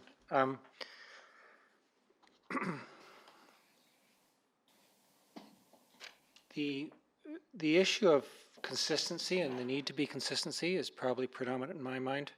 I don't think it is a lack of common sense, personally. I know there's been references to, again, to that, we talked about this planning a bit, to the school district and the big gaps that are there, but the intent is with new development to start upgrading the systems to provide redundancy, in my view, in my take, in an area that's highly susceptible to urban interface wildfires. I've, over the last year or two, started thinking more of the industrial park. It really is economic infrastructure up there. And the more that we can, the more redundancy that we can build in, the more consistent that we can build in with the spacing, I think that we're better off. So I support the current policy of implementing these guidelines, these thresholds for new development. I know one of the issues also was an accounting of costs, and we talked a little bit about that, of at least getting a reflection back to what the costs were. I wish, we talked about this last week too, there was a latecomer agreement that, like we have with developers, that you can, if somebody subsequently comes along that would benefit from it, they pay the cost, but or a portion of the cost, their share of the cost, but we don't have that right now. So for me, it's that need to be consistent, and I do believe that there's a reference to climate change here. We need to build in as much redundancy as we can in a critical interface area. So I'll be voting against the motion at hand. Thank you, Councillor Lavery. Councillor Eliason. Yeah, thanks. I just wanted to make sure that the motion was in fact for the variance, and that if we chose to continue with the decision that was made at planning last week, that we would be voting against this motion. That is correct. Okay, I will continue like I did last week at planning, and I will vote against the variance request. Thank you. Thank you. Councillor Cannon. So just so I'm clear, the variance request is for both of the fire hydrants? Director of Development Services. The variance request is to waive one fire hydrant on Auto Road. Okay, thank you. Yeah, I appreciate those questions. So we don't have it on our screen, so it's good to be clear before we vote on the question at hand. Is there any other questions or comments? Seeing none, I'll call the question. All in favor of the variance? Opposed? Variance passes. Councillor Lavery, Councillor Flynn, Councillor Eliason opposed. We'll move to item 21.2, which is Development Variance Permit Application number VP 502, Forest Rife and Hardwig, 5161 60th Avenue Northeast. I'll ask the Director of Development Services to explain the proposal. The subject property is located at 5161 60th Avenue Northeast. The property is presently zoned A2 Rural Holding Zone, and the proposal is to rebuild a single-family dwelling after demolition of an existing older single-family dwelling. And the construction of a single-family dwelling on A2 property that's designated commercial triggers the servicing bylaw. So the applicant is requesting to waive the requirement to upgrade the road frontage of the subject property. And there's actually two frontages. There's the unconstructed road along the west boundary, and then there's 60th Avenue. And so the bylaw says that the applicant is subject to upgrading up to the center line of the property, or sorry, of the street. So half of the street. The second variance request is to waive the requirement to extend and connect to the city sanitary sewer system, which is presently located right next to Canoe Elementary, North Canoe Elementary on 50th Street Northeast, approximately 350 to 500 meters away, depending on how you look at the map. It's a long ways away. It doesn't make sense to extend it for a house. And to waive the requirement to upgrade the water system. So the the main along 60th Avenue Northeast is undersized and it's old, and it would need to be upgraded if commercial development ever transpires on this property. So for the applicant's short-term plans of building a new house, possibly a detached suite, and having a home occupation business, staff are recommending support of the 3 variances. Thank you. Again, I'll be asking 3 times for input, starting with the applicant, and I see Mr. Hartwig is in the gallery. Would you like to speak to us further about your application, or are you open to questions? I'm good. Okay. A lot of brain power in the room. Take up too much time. All right, thank you. We'll see if there's any questions from council. I know we had an opportunity to talk with you at planning. Asking for a second time if there's any input from anyone in the gallery on this variance request. Asking a third time. Councillors, I'll give you an opportunity if you have any questions for Mr. Hartwig at this time. Seeing none, I will declare this variance hearing closed and we'll consider the question. Council, you have the proposed motion in front of you. Could I have a mover and a seconder for that? Councillor Eliason, Councillor Cannon. Thank you. We'll open it up for discussion. Discussion or questions, Council?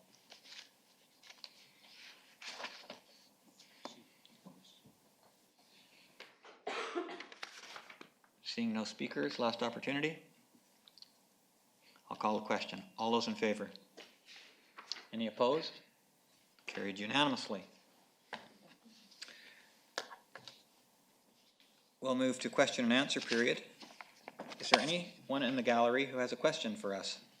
Because now is your chance to come and ask it. Is it about this issue or? No, it can be about anything you want. I don't know if we missed because we're late. Come up to the microphone. Good with that. Just give us your name and residential address. So I'm at number 2, 881 16th Street Northeast here in Salmon Arm. I'm across from Podolin. The mental health clinic runs beside. There's 8 of us occupying a cul-de-sac. And the issue that Debbie Lovestone and Rachel Oa, that's my name, wrote about was the squealing of Jake brakes on the highway. There seems to be a curve right around the Podolin, and I have spoken to 2 mayors. I've written to the BC Highways. There's no signage saying please slow down. There's no sign showing that it curves, and especially on a Thursday night, and don't ask me why. It's a Thursday night Jake brake party, but it seems like there are new drivers, and so they ride the Jake brakes all the way down to the bank. So I would appreciate some kind of signage that's as we get more populated, and I see that because a hotel's going in now, and that's great. I'm all for this, but if we could consider that it's still residential, and Yes. these brakes just wake you right up because it sounds like a Tommy gun. It sounds like a rattling gun. It's not just a steady brake. So that was the consideration. Pardon me if we missed. No, yeah, so thank you very much for coming. Okay, First of all, we did address your letters, Ms. Lovestone and Letters, yourself, in our afternoon session. So the evening session is actually the public hearing session, but that's okay. Oh, sorry. You're here now, and that's just fine. So how we responded to the letters were this. The Trans-Canada Highway, as you know, is under the jurisdiction of the Ministry of Transportation and Infrastructure. The city cannot put up a sign on that highway without the permission of the Ministry of Transportation and Infrastructure. The signage right now for the Jake brakes, we learned, is way back near 97B. And so our plan was to forward your letters that you sent, and we received 3 of them, I believe, to the Ministry of Transportation and Infrastructure. So that they can respond to you, because we can't really promise you anything because we don't control that corridor. Right. But your letter sent to them is the place. When you sent your letter last time to them, did they respond to you? They did, and they said that they couldn't do anything about it because it's a highway. But, Was that you the know, coun- other was that the council that provinces- responded or the Ministry? That of- was BC Highway responding, yeah. That was about 3 years ago. Once you get the response, would you share it with me? We'll bring it back to council? I'd love to see it. Okay, okay. Okay, and then if it's, That wasn't written, that was just a verbal Yeah. back to me. I forget the gentleman's name, but I've heard from other mayors, 2 other mayors, saying the same thing. Go to the BC highways. at least we're consistent. So, yeah, well, because it doesn't stop. I mean, the Jake breaks are persistent. So that makes me. I understand. Yeah. Once you get a response from them, let us know, and then Okay, perhaps we can and we follow can up go and from help you there. out, try our best. Okay, will do. Thank you. Thank you Paul. very much. Yeah. Appreciate it. Any other questions from the gallery? Okay, seeing none, we have a motion to adjourn. Moved by Councillor Flynn, second by Councillor Lindgren, that the regular council meeting of October 15, 2019 be adjourned. All in favor? Thank you very much. Thank you, council. It was a long evening, day.